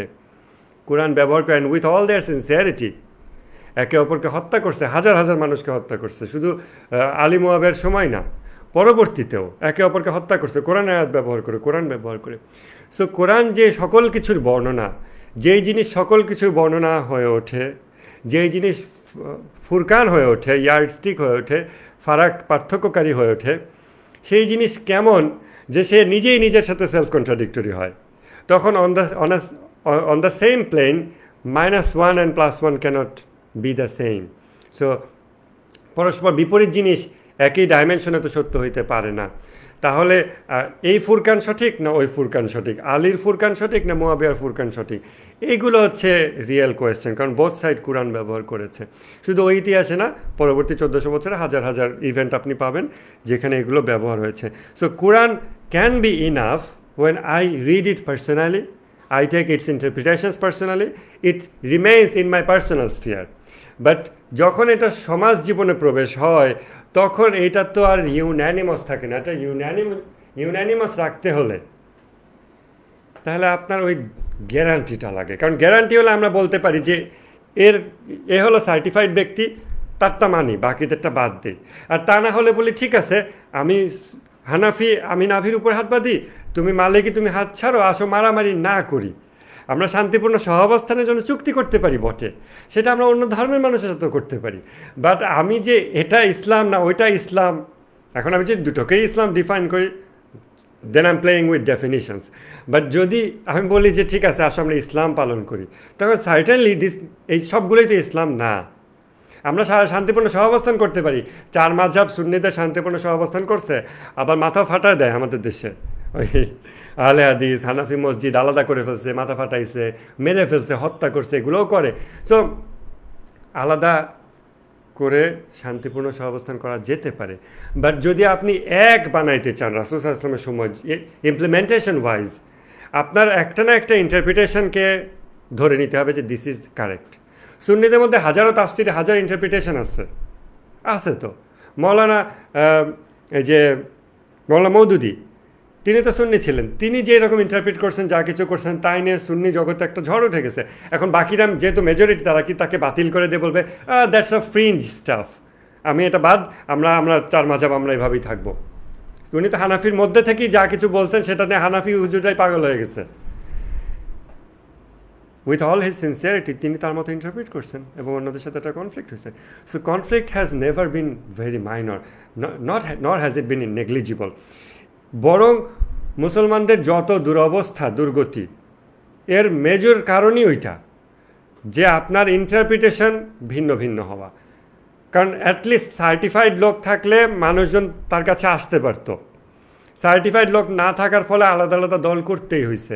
খোমেনি অনুসারীরা মিলে একটা রাষ্ট্র বানাইছে, বাধ্য হয়েছে, কেন ওই সার্টিফাইড লোকের তো পাইতেছি না। তালেবানরা আফগানিস্তানে আরেক রকম করছে, নিজেরা জড়ো হয়ে আরেকটা করছে, পাইতেছি না। আবার এই দেশ ওই দেশ মারামারি হইতেছে, মিলতেছে না।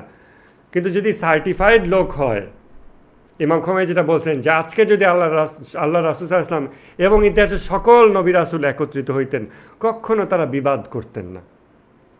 সকল নবী একত্রিত হলেও কখনো বিবাদ করতে না, তাদের পথ এক, তাদের সব কিছু এক। এই জন্য তা আমাদের যত এরকম আলেম সমাজ যত বিবাদ করছে, হোক সিনসিয়ারিটি অথবা সিনসিয়ারিটি না, এই যে আমরা সিনসিয়ারিটি আমরা বলতে পারি ওই হুজুররা খারাপ যারা মারামারি করছে, ঠিক আছে। সো তার মানে তার সিনসিয়ারিটির গ্যারান্টি দরকার, তা নাহলে আমি তাকে সমাজের নেতা বসাচ্ছি কী হবে। সো ওই গ্যারান্টিটা আমি নিড ওয়াইজ, প্রথম কথা আমি এটাকে বাতিল করতে পারি না, রিজেক্ট করতে পারি না। আমার নিডের জায়গা থেকে এরকম যার অন্তরে সিনসিয়ারিটির গ্যারান্টি আছে, যার জ্ঞানের গ্যারান্টি আছে, তাকে লাগবেই এই সকল প্রবলেম সলভ করার জন্য। এবং ইতিহাসে ভালো এবং খারাপ শাসকের যে সাইন ওয়েভ আমরা পাইছি, এটাকে যদি আমরা একটা স্ট্রেট লাইন করতে চাই, সেই জন্য আমাদের ওইটা লাগবে, এটা হচ্ছে যুক্তির জায়গা থেকে। আর কোরআনে আছে কিনা, তারপর ইতিহাসে আছে কিনা, সেক্ষেত্রে অবশ্যই উই শুড রিসর্ট টু কোরআন। তখন আমরা কোরআনের বিভিন্ন বিষয়কে দেখতে পারবো। সেটা হয়তো আমরা কোনো না কোনো ক্লাসে আলাপ করব, আগামী ক্লাসে যদি সুযোগ হয় আমরা করতে পারি। বাট আমার আলাপের সাথে খুব বেশি এটা প্রাসঙ্গিক হয় না। আপনি হয়তো শিয়াদের কাছে এই সংক্রান্ত অনেকগুলো আয়াত রেডিলি পাবেন এবং সেগুলোকে ডিসপিউট করা যায় বটে। বাট আমি যেই জায়গা থেকে লজিকটা প্রেজেন্ট করছি, এটা হচ্ছে পিওর ডিডাকটিভ লজিক। এইটার বাইরে গেলে ইসলাম যেরকম দুরবস্থায় পতিত হয়েছে ওটাকে অ্যাকসেপ্ট করতে হবে, এবং আল্লাহর যে আদালত, আল্লাহর যে ন্যায় বিচার, এটার সাথে এটা সঙ্গতিশীল হবে না। সো এটা একটা কমপ্লেক্স একটা math, maybe lots of parameters, but আমি একটা সাইড দেখানোর চেষ্টা করলাম। We shall stay open for other parameters for discussion ইনশাআল্লাহ। তাহলে আজকে আর কোনো প্রশ্ন থাকলে আমরা কন্টিনিউ করতে পারি, নাহলে আমরা শেষ করবো। আর কারো কোনো প্রশ্ন আছে? মুরাদ বা সিয়াম, আপনি আরও প্রশ্ন থাকলে এগুলো আমাকে লিখিত করে দেন, কারণ এগুলো ফুড ফর থট এবং এগুলো ভালো। আপনি যে প্রশ্নগুলো দিচ্ছেন আমি ভিন্ন ভিন্ন আসপেক্ট থেকে দেখার সুযোগ পাচ্ছি, দেখানোর সুযোগ পাচ্ছি, অন্যরা দেখার সুযোগ পাচ্ছে। বাকিরা তো প্রশ্নই করে না, বাকিরা ঘুমায় কিনা আল্লাহ জানে। তো আর যারা আছেন আপনারা কোনো প্রশ্ন দেন, আবার আপনারা অনেকে শিয়ে আছেন সব খুব শান্তিতে যে আমার পক্ষে আসছে যুক্তি, এই জন্য খুশি হয়ে বসে থাকেন না, কালকে আমার বিপক্ষেও যেতে পারে। হ্যাঁ মুরাদ বলেন। তো মনে কোনো প্রশ্নই নাই, এই কারণে প্রশ্ন করছি না আর কি। এটা কোনো কথা হলো? এত এত যুক্তি তর্ক দিলাম, কোনো প্রশ্ন নাই। হ্যাঁ আসলেই। তাহলে ইনশাল্লাহ আমরা আগামীকালকে মোকাওয়ামা বা অ্যাক্সিস অফ রেজিস্ট্যান্সের বিষয়টা দেখব। এবং হ্যাঁ সিয়াম প্লিজ বলেন। আমি জাস্ট কুইকলি অ্যাড করতে চাচ্ছিলাম। শিওর। আমার কাছে আমাদের নিয়ে মনে হয় যে আমরা যখন এই ধরনের মানে আমরা আল্লাহর কাছ থেকে ক্লিয়ার সাইন চাচ্ছি, যেরকম আমরা চাচ্ছি যে ফিলিস্তিনে এখন একটা মিরাকেল হয়ে যায়, সবাই বেঁচে যাক, বা আমরা চাচ্ছি কাউকে যে যার পরিপূর্ণ কোরআনে জ্ঞান আছে, তখন আমার কিছুটা বনি ইসরায়েলের কথা মনে পড়ে যে বনি ইসরায়েল চাইতেই থাকতো আল্লাহ থেকে যে আমাকে এই সাইনটা দাও, আমাকে আমার এই খাবার পছন্দ না, আমাকে আই ধরনের খাবার দাও। তারপর আল্লাহ কোথায় আমরা দেখবো, তারপর আমরা আল্লাহকে বর্শিপ করবো, এই যে এখানে একটা গরু আছে বলবেন মানে এর মাধ্যমে। এই জন্য আমার কাছে মনে হয় যে কোরআনে ওটার ইনক্লুশন একটা এভিডেন্স যে ওই অভাবটা নিবি খারাপ, এটা জাস্ট একটা ফুড কথা আর কি। অবশ্যই অবশ্যই, ওটা আমাদের ওই জন্যই ফুড ফর থট দেওয়া হয়েছে কোরআনে। বনি ইসরায়েলের ঘটনাগুলো, তারা যেভাবে আল্লাহর কাছে অতিরিক্ত চাইতো। হ্যাঁ বলেন সিয়াম, হাত তুলছেন আবার? আচ্ছা ঠিক আছে, না এটা ভালো জিনিস বলছেন। আমরা হয়তো চাইতেছি, এবং ওই জায়গা থেকে যে আবার কিছু প্রবলেম হয়, ওই যে অনেকেই ইমাম মাহাদি এসে সব উদ্ধার করবে, আমি বসে থাকি, এই টেন্ডেন্সিগুলোও যে ওই জায়গা থেকে মানুষরা আসছে, সেগুলো আমরা আগামীকালকে ইনশাল্লাহ ওই বিষয়গুলো আনবো। তখন আমরা আর একটু, আমরা তো এতদিন তত্ত্বে বসবাস করলাম, কিছু কোরআনে বসবাস করছি, এবার আমরা বাস্তবে আসবো আগামীকালকে ইনশাল্লাহ, একেবারে মানুষের ইতিহাস, দুনিয়ার উপরে আসবো, একেবারে রিসেন্ট ইতিহাসগুলোতে চলে আসবো।